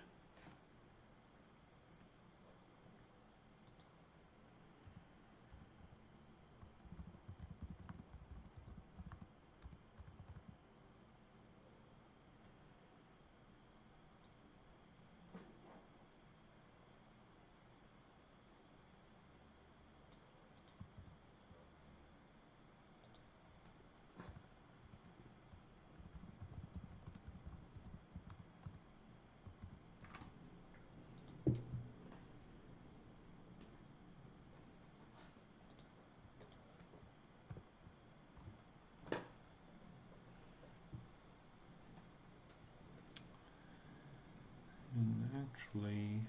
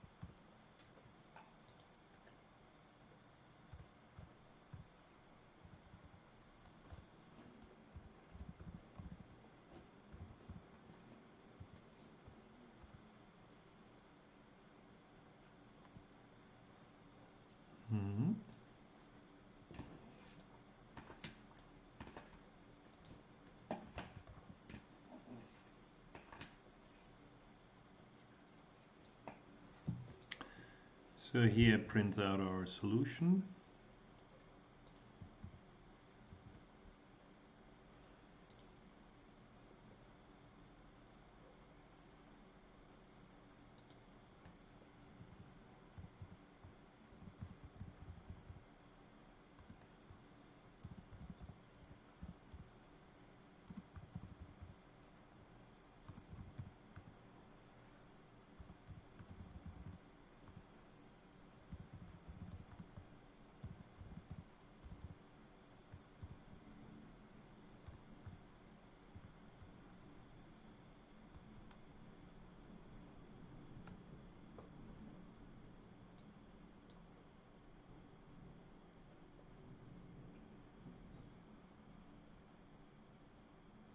Really? Ah, here.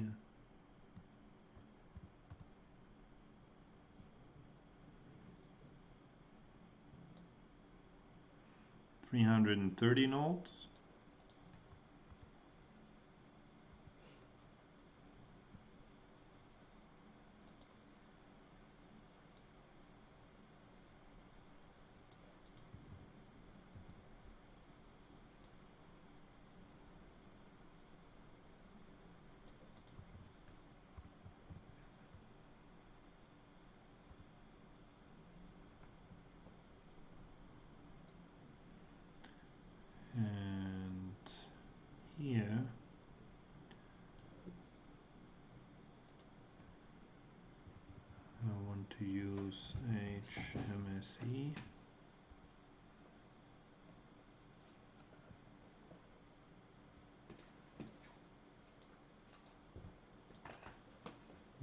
define them? I thought I defined them jug 1, jug 2.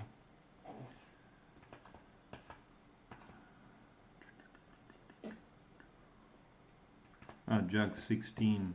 Okay.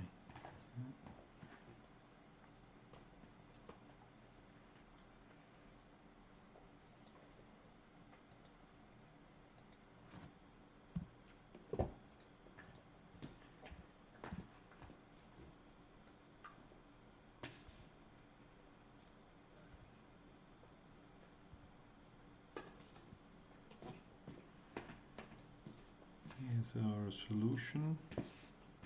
Now here we can see that with this particular search, we expand fewer nodes, but we also don't find the optimal solution, because we keep going down, we keep getting smaller estimates that turn out to be not true.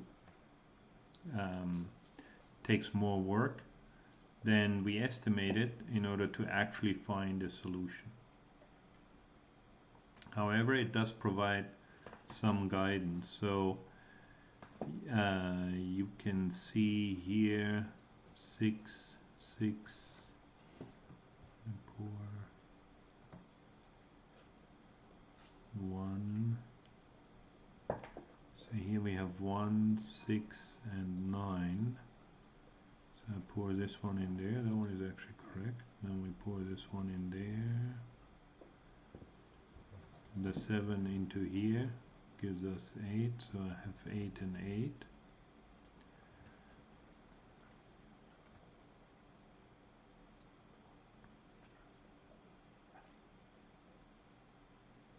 Now let's see how our heuristic function developed.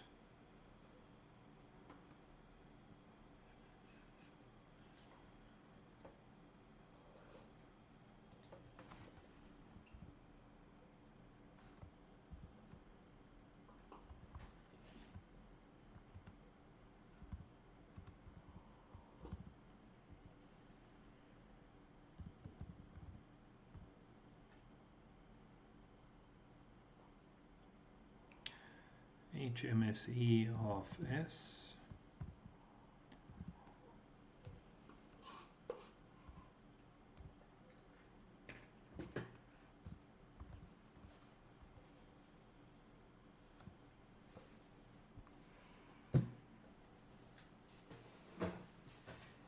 And let's format this to 4, let's say.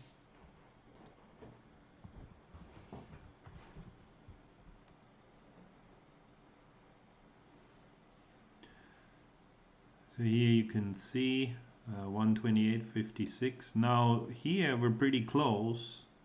We have 9 liters and 7 liters in the jugs, but that doesn't really help us with respect to the puzzle, because I cannot get 1 liter out now, or which is what I would need to do. I would have to transfer 1 liter from jug 16 to jug 9. So then it will try and do that, it will fail, then it will finally backtrack, go back to a heuristic value here of 37. And then 73. So you can see, in order to find a solution, actually this particular heuristic is not very useful. It goes up and down, up and down. If you had a good heuristic, then it should guide the search, which means that its value should be constantly decreasing as you move towards the solution. But you can see this is not true here, right? 25, 32, 80, 26, 29, 8. It's all over the place. By making one move, I can... By just making one move, I can change the heuristic function dramatically from 8 to 68, for example. Now that should not be any better if I take the square root here.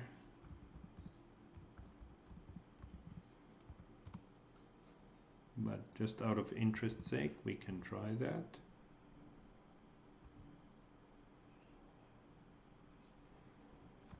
So now the numbers are smaller, of course, but it still varies. So 11, 8, 1, 6, 6, 8, 4, 5, 4, 9, 7, 5, 2, 1, 6, 8, 10. So this is almost our maximum value here. 3, 5, 8, 5, 2, 8, 7, 7, 0. So in this case, we can see that the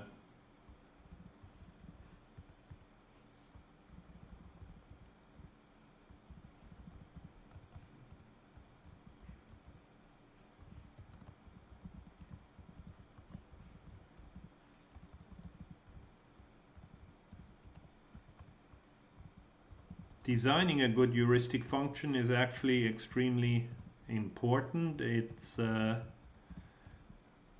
lot of success, or for a successful AI system, you need to define, find a good heuristic function. If you cannot do that, then it's very, very difficult. And often simple heuristic functions like here, the error, are misleading.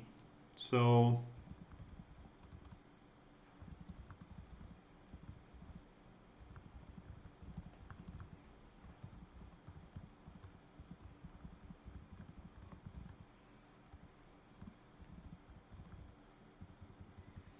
and that is of course true particularly for puzzles, because puzzles, any kind of puzzles are challenging, are difficult, because any move that you think you should make is probably the wrong move.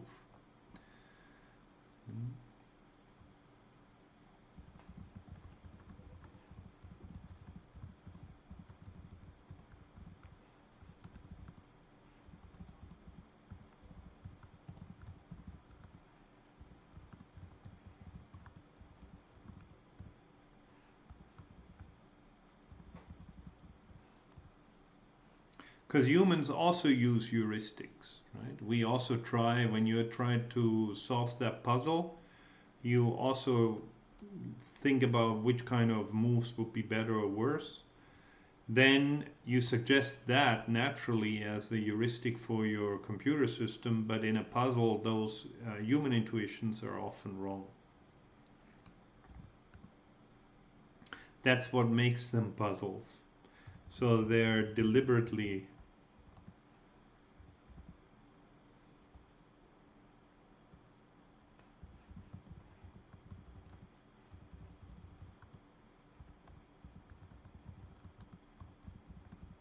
So it is a very special type of problem solving that you need to do in order to be able to solve puzzles. So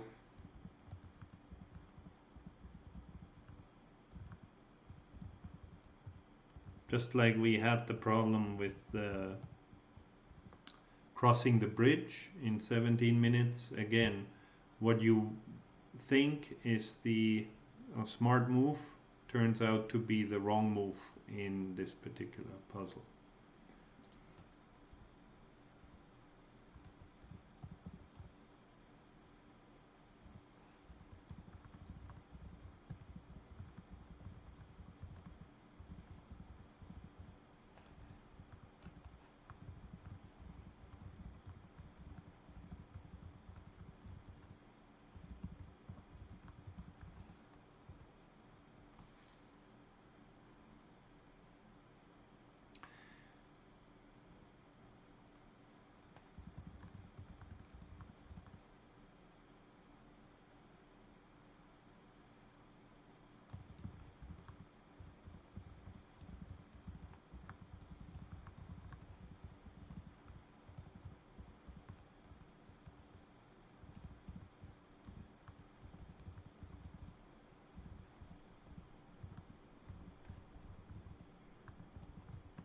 So a good heuristic that measures the distance to the goal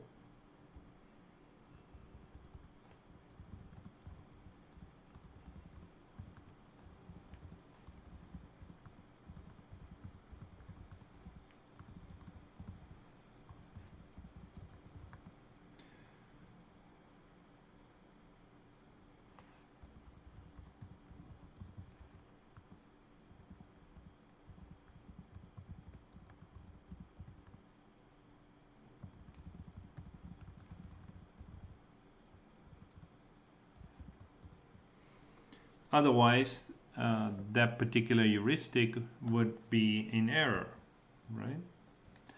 And you can see here clearly that heuristic is wrong, because here it says, oh, this is a very good value, very good state, very close to the goal, but in fact it's far away. Still many moves that we have to make before we can actually solve the puzzle.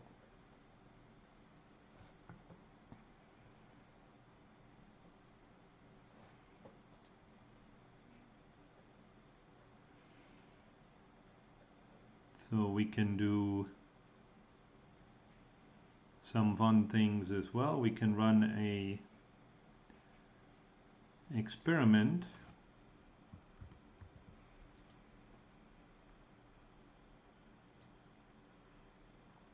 So right now we did save some work. That may have been just lucky.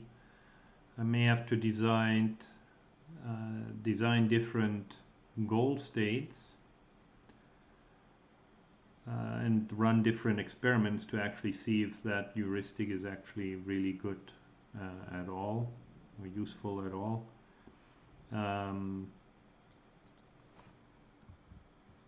As a fun exercise, let's see what happens if we use a random heuristic function.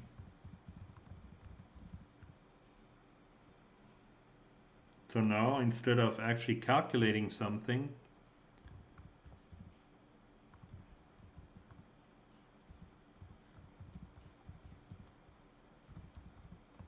I simply return a random integer from 0 to 100. So this clearly is not a good heuristic function, right? This one just says random numbers now. And random is not defined.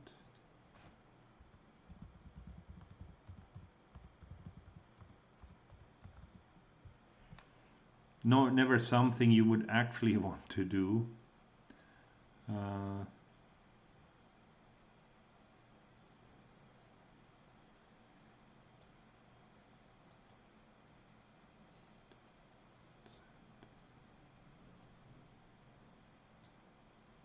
97 nodes, so even a random choice outperformed the previous heuristic. This particular run, and run it again with different random numbers. 21 nodes. Okay, now we got very lucky.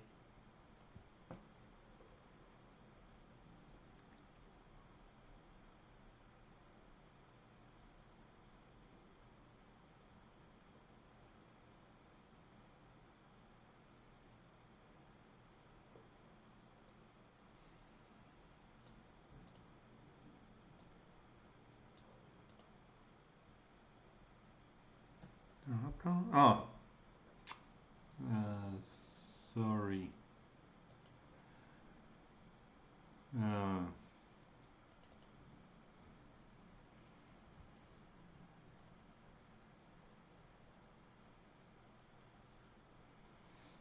It's not that simple, because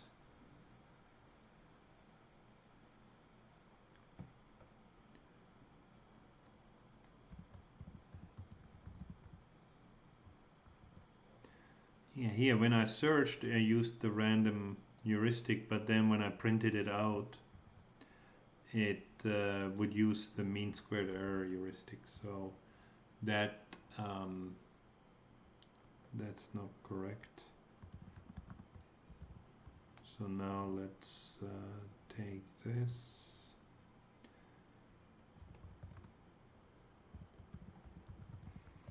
So it's a little bit more difficult, because I need to remember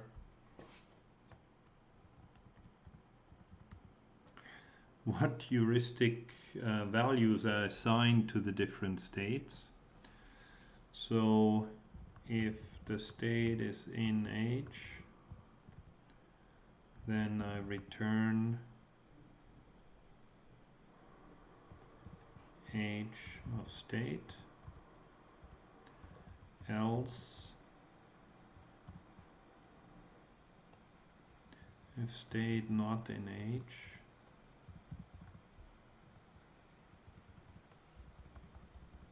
H state is equal to random dot randint 0 to 100,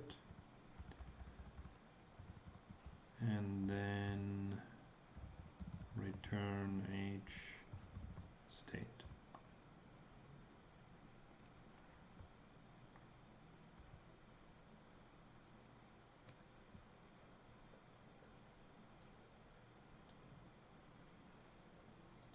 And then this would be called H random.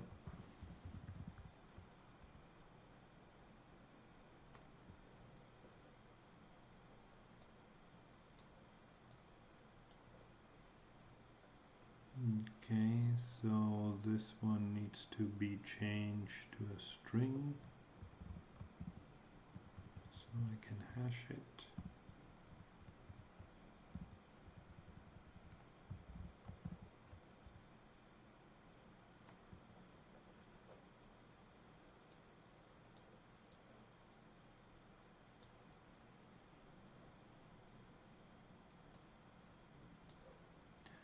And if the string of the state is not in H, okay, 68 nodes, and here are the random values that we assign to the different states. And again, you can see here to 81, 87, 13, 76. Not surprisingly, and here 0, this should have been a goal, but it's actually not, so the system completely lied to us.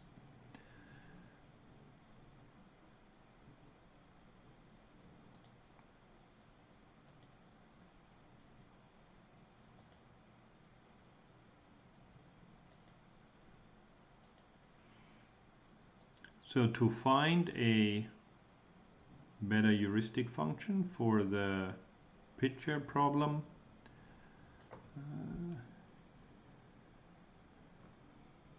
I think that would be difficult. I think you would have to look at the differences. Like you can sort of see that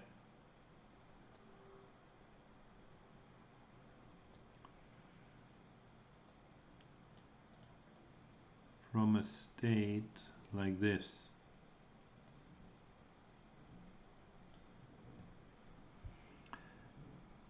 then you could argue that you could make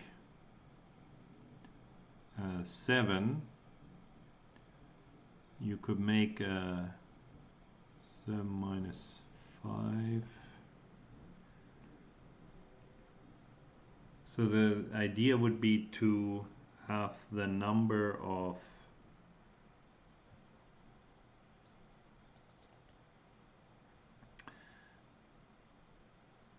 sort of values that we can get, in particular 8s, right? So if I have 7 and a 1 somewhere, then if I pour that over, I can get an 8.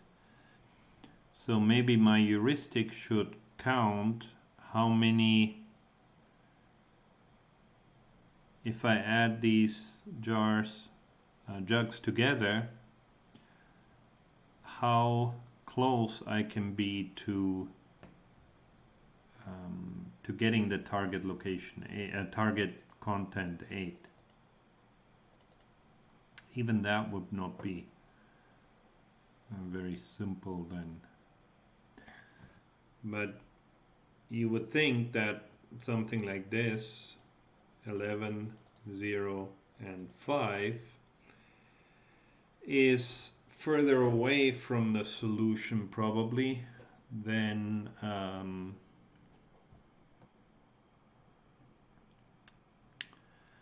something like this where we have 4, 7, 5, because more things that you can pour into,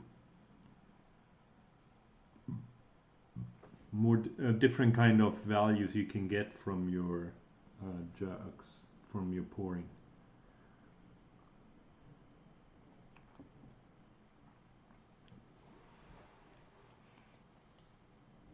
The other problem is there's also no easy way to try and calculate how many moves, how many jug pouring you have to do, right? Because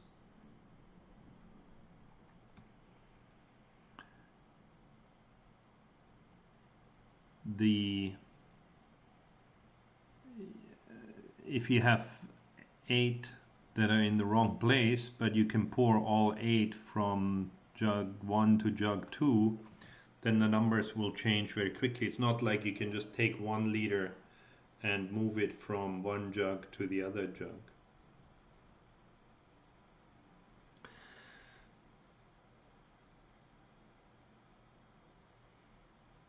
So that makes the pitcher puzzle quite a tricky puzzle. And of course you can make that more and more difficult problems with more and more jugs. That will greatly increase the runtime that your algorithm needs in order to find a solution. Now,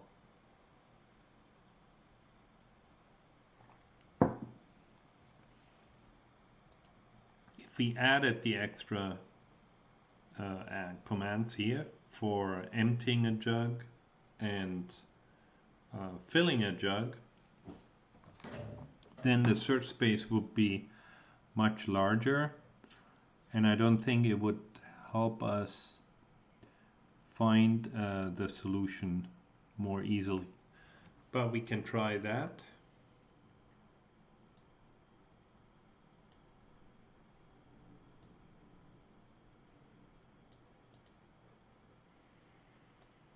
So let's say we want to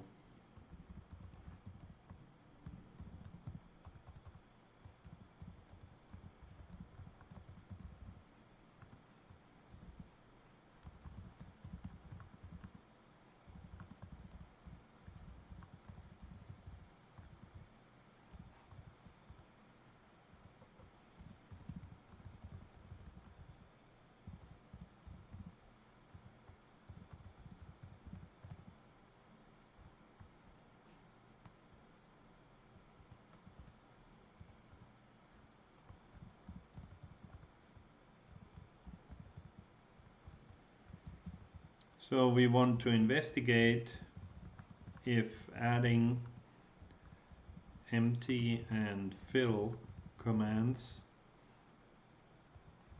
will make the puzzle solution shorter. See if they are actually helpful or not.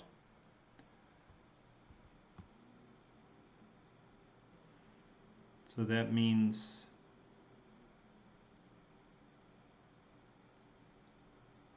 we need to change our successor functions.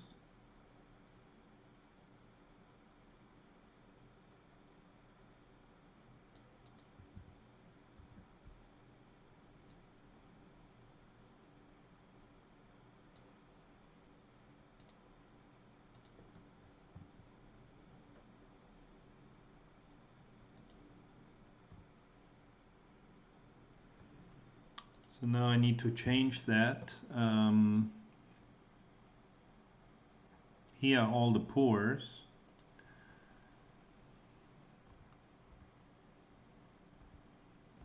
And now we can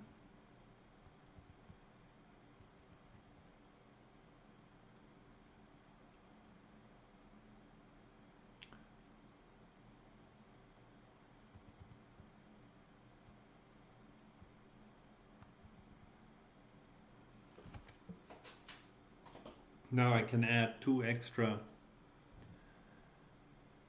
actions for jug from.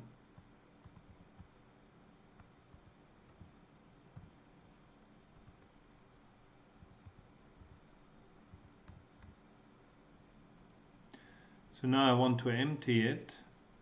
So that means C1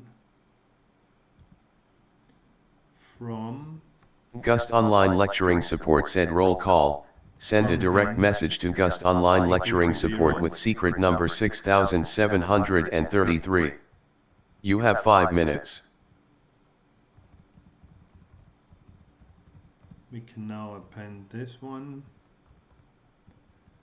and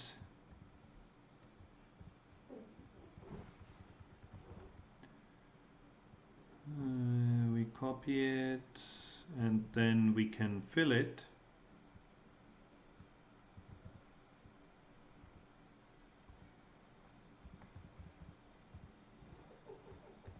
To capacity. And then we can also add that node. Oops.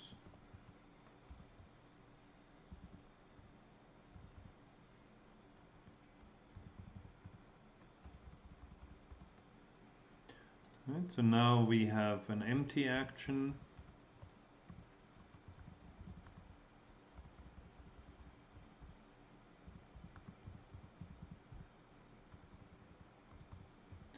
And a fill action.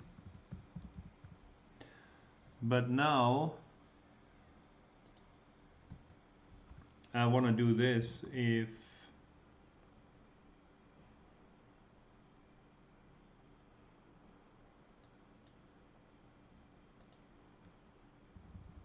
state from content is greater than 0. Only then does it make sense to add an empty action. And if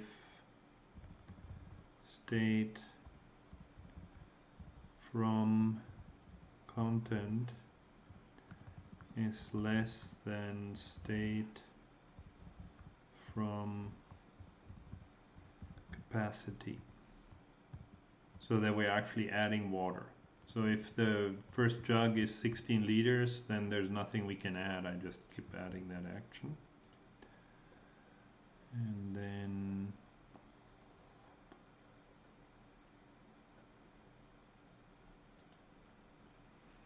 let's find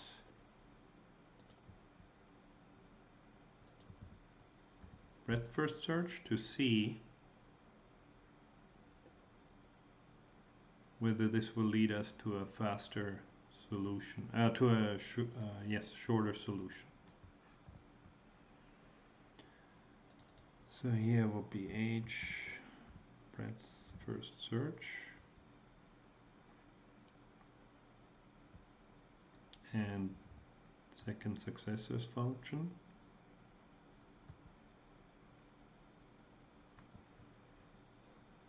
Not so happy. Not defined. What did I call it?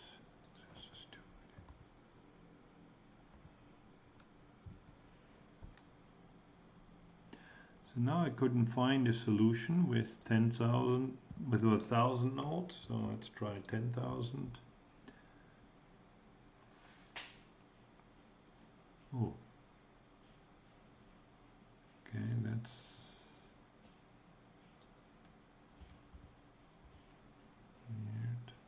100,000. As you can see, if your branching factor increases, then the number of nodes will increase dramatically too.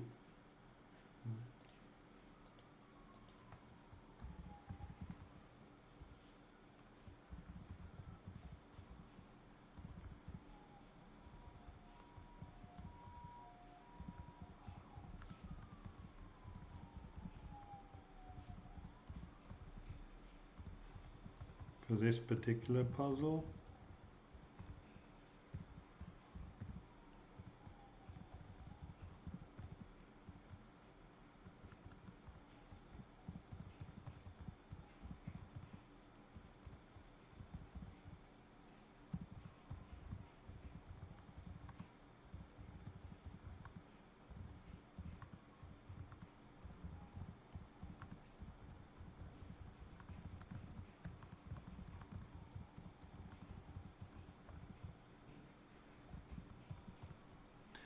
So here's an example. Breadth first search Which function? This is our heuristic. That one wasn't so smart. Press first search to find a solution. It expanded 330 nodes. So less than the 1000. The maximum branching factor at that point would have been 6. Right? Now the depth was 15. So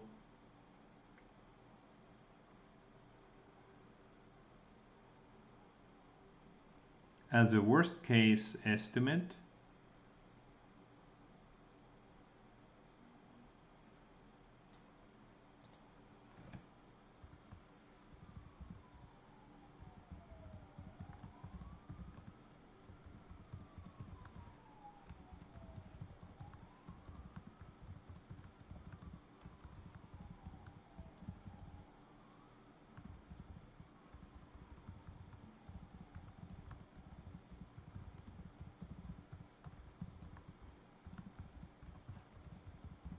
found the optimal solution with 15 moves.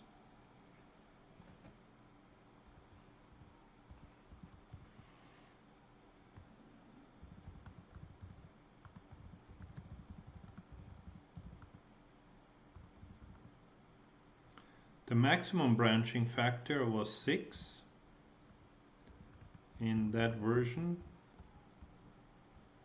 In the puzzle without emptying and filling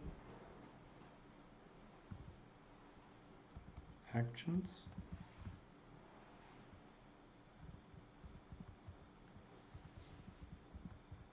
So we would have a worst case estimate of 6 to the power of 15 .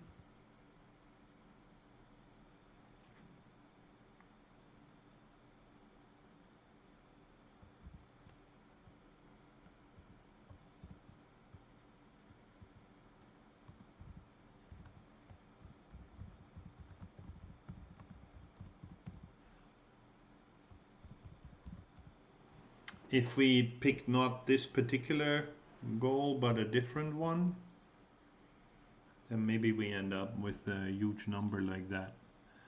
But the effective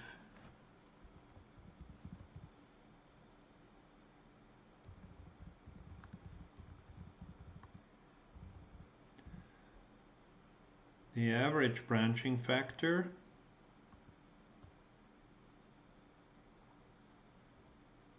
for this particular search was x. We can solve that. Let me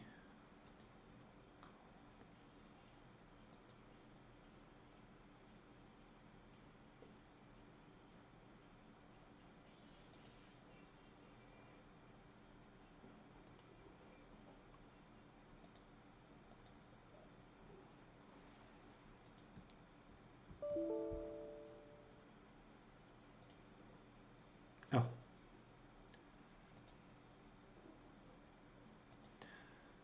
So what we have is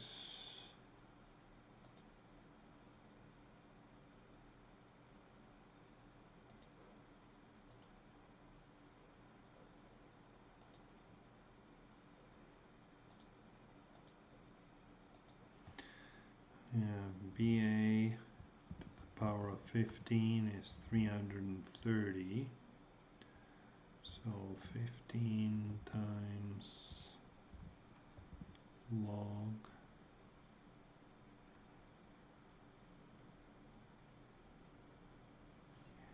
power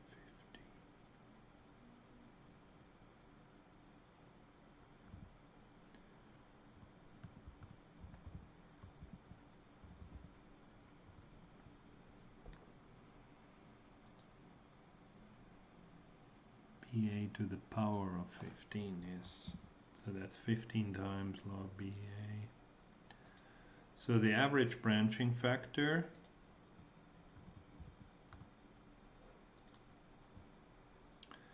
would be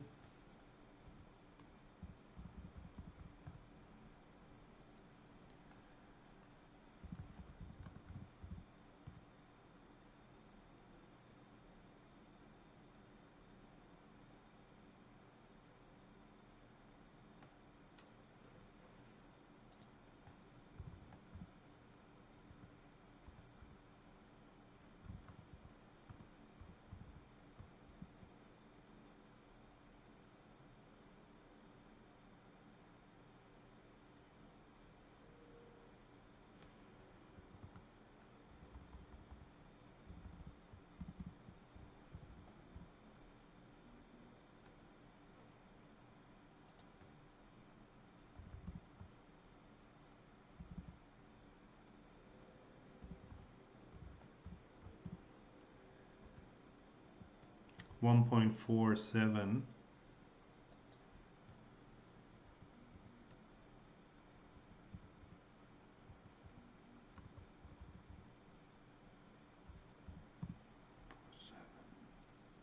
Yeah.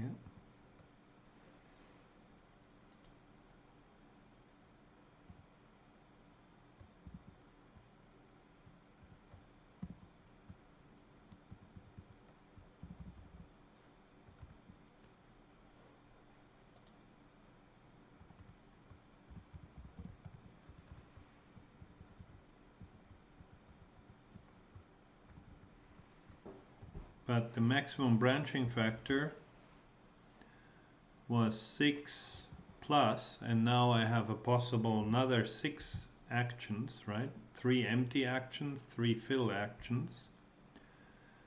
So that would be 12 to the power of 15, which is a very huge number.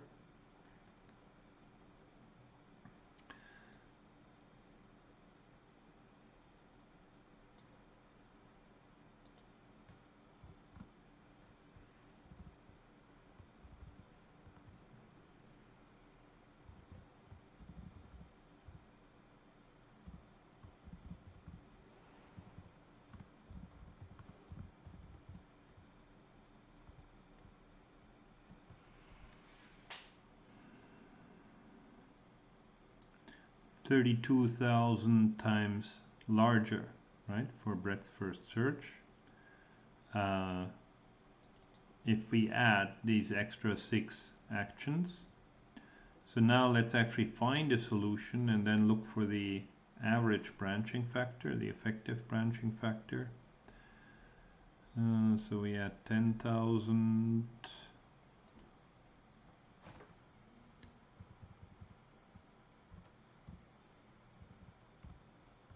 1 billion, 1 million.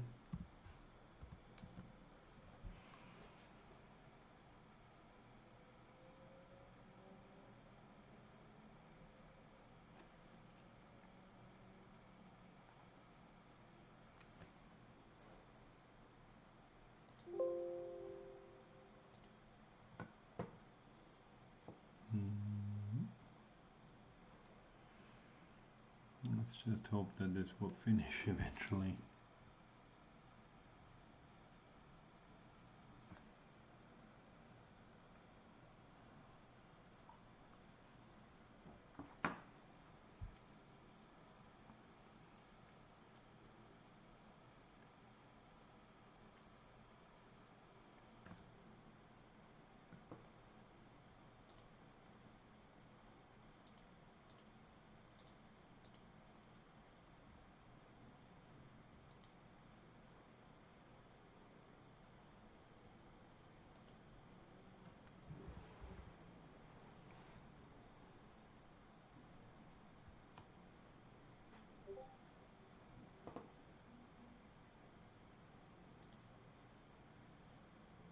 Come on.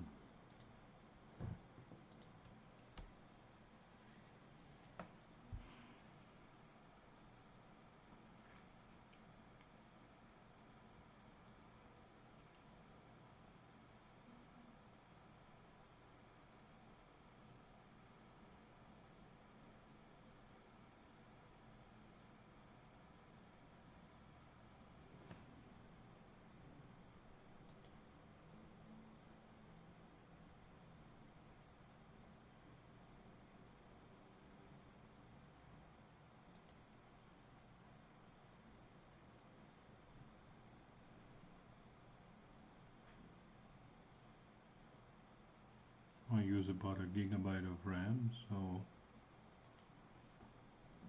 doesn't look like we're using too much.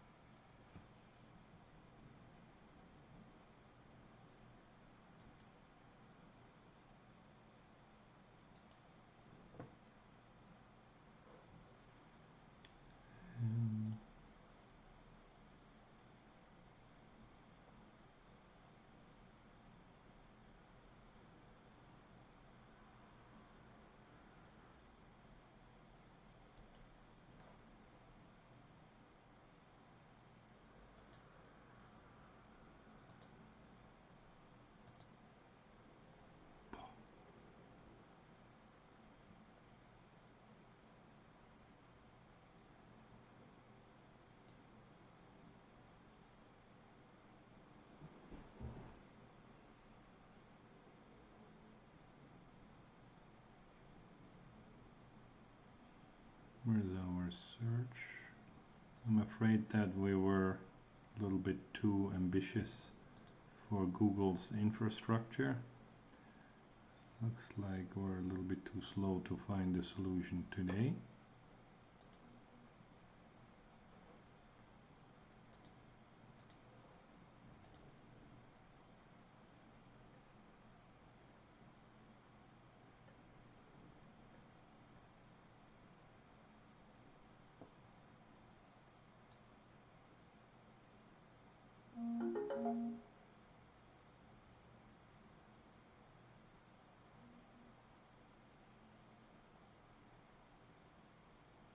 Still running.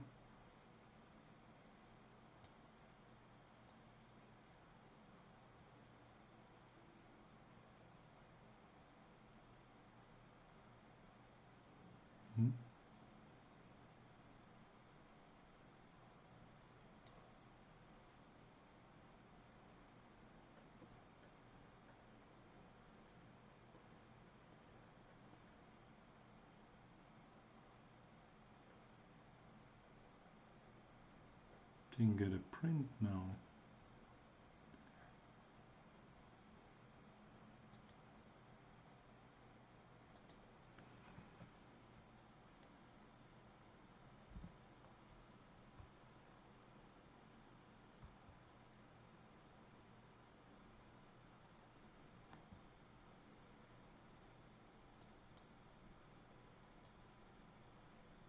Okay, it reset the runtime. So that's okay. As you can see, the main point was to show that additional actions, unless they lead to a great reduction in the depth of the search that you need to do, are often quite detrimental. So now here we basically almost doubled the maximum branching factor. Now not all of them are going to be expanded, right? Because if it leads to the same state, or if you're emptying an empty jug, then in practice that node won't be added. But it gives you sort of a rough figure to start thinking about what impact it will have on your search. So here we could sort of expect, unless we get a reduction in the search length, we may end up having a search that takes 32,000 times longer than our previous search. So that would be an enormous slowdown, of course. Right? Before it took about a minute to find a solution. 32,000 minutes would be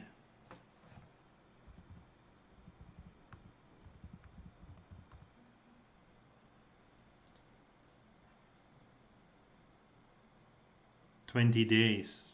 So yeah, clearly we won't be able to wait around long enough to find the solution. if all of those nodes are expanded. And I think the filling one will be problematic because we keep adding things to it. And the empty one is problematic as well.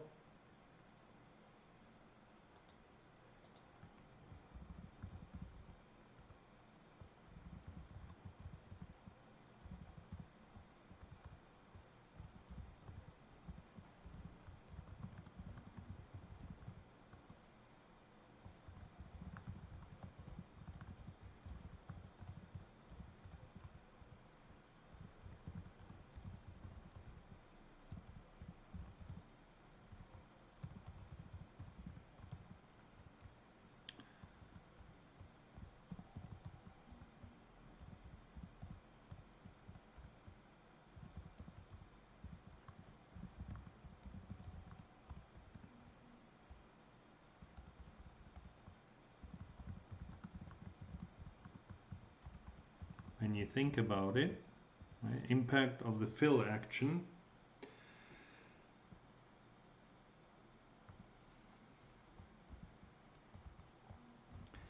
We start with 16 liters. We need 8 plus 8 liters at the end.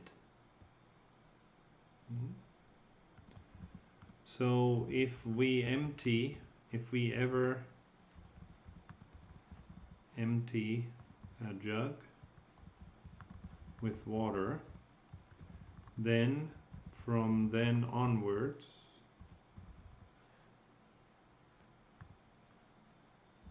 it will be hard to solve the puzzle. Now we do have the fill action, but we have to find the right. We can only fill a full jar, so we have to be able to add exactly what we just threw away. So that's going to be difficult, and it's not automatically reversible, right? Because if I have the 9 liter jug and I throw away 3 liters, then I can fill it to 9 liters, but I cannot fill it to 3 liters. And that's the empty action, sorry, not the fill action.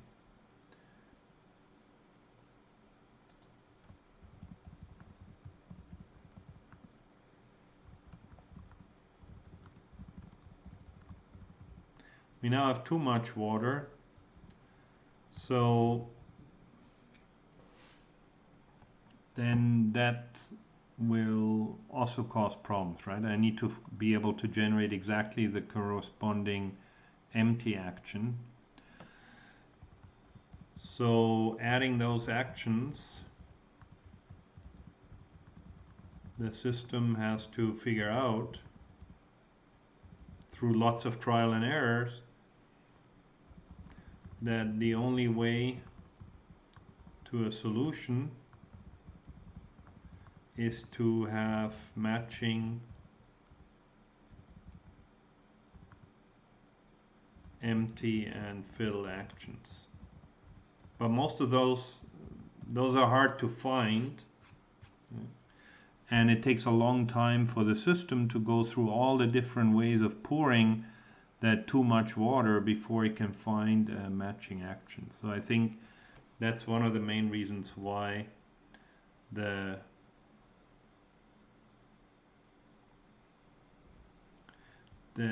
those particular actions for this puzzle are quite detrimental in the performance, as you can see. Also, it is a pretty tricky puzzle. 16 moves is in this particular domain is quite long, so quite difficult to solve that particular puzzle. The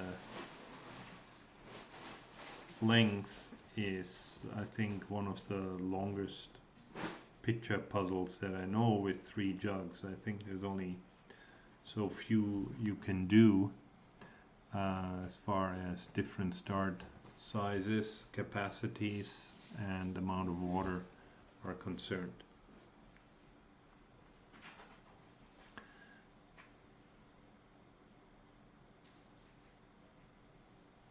But some of the picture puzzles you do have to, I guess the purest ones, they don't like them, but some of the puzzles you do need to add those actions. Usually they tell you if it's allowed to fill the jug with the water tab or not.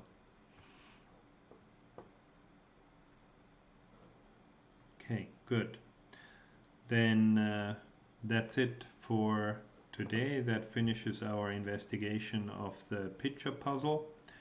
I suggest that you start thinking about other kind of puzzles or problems and how we can represent them using heuristic functions, and what kind of information we can structure with our heuristic functions. So like I said, it's just a function that returns a number based on a state, so there's many different kinds of heuristic functions that we can design. A lot of AI research is to try and come up with good heuristic functions that actually help us solve a problem and can be calculated quickly. Because, like I said, now we're in the modern era of artificial intelligence, and avoiding search is what we're focusing on, the crux of AI.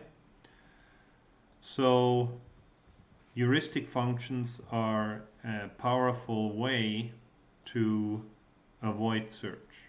One of the most powerful ways of avoiding search.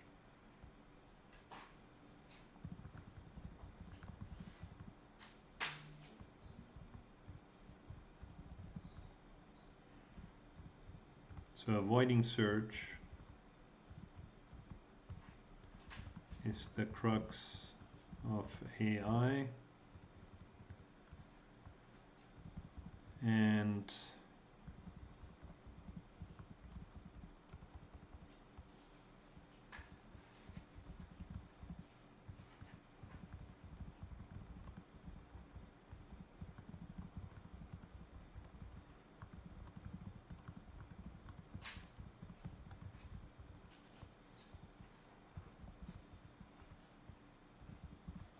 there's many different kinds of heuristic functions that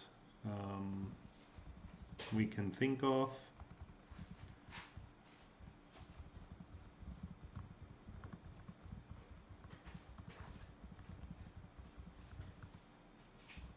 Many different types of features. Distance to the goal is a popular one, of course. Or goodness of the solution, but you can also have ones that are based on the shape of the solution.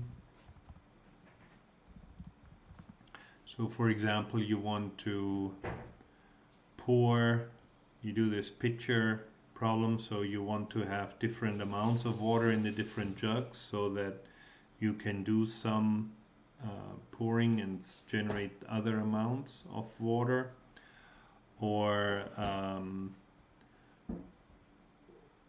and those are popular. It could be any other kind of domain knowledge. For example, in Go, the shape of a group was considered an important feature for the search before we started using reinforcement learning and Monte Carlo methods. That was considered to be an important feature in that particular domain, like the shape, if it looked symmetrical or not, of the pieces that you put on the board.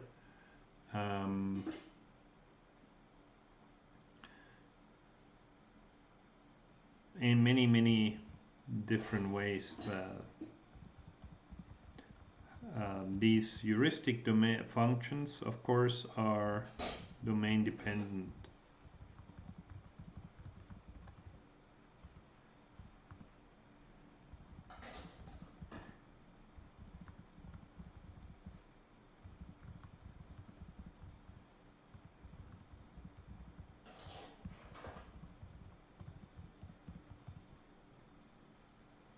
So we can use those to model many different kinds of things about the solution, things that we like about the solution. So for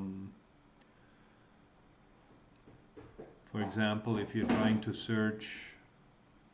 fill up a truck with many different pieces as full as possible, then you may decide that you want to have the heavy pieces in the truck first, so you would like to put them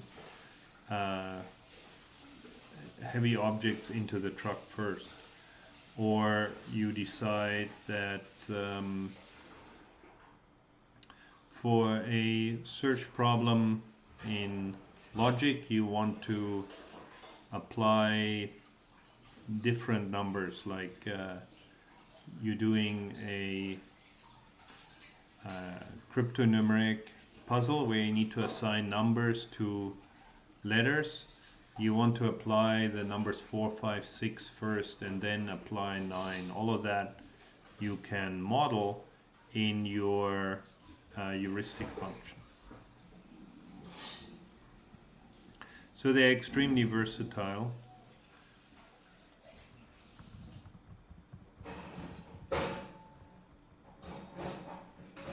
And tomorrow we will, is it still running?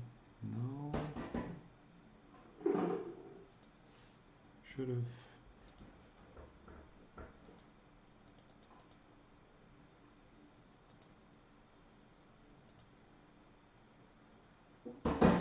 Should have been only 10,000 nodes, should have stopped already. I think I have to restart the Google runtime. I think I ran out of memory there.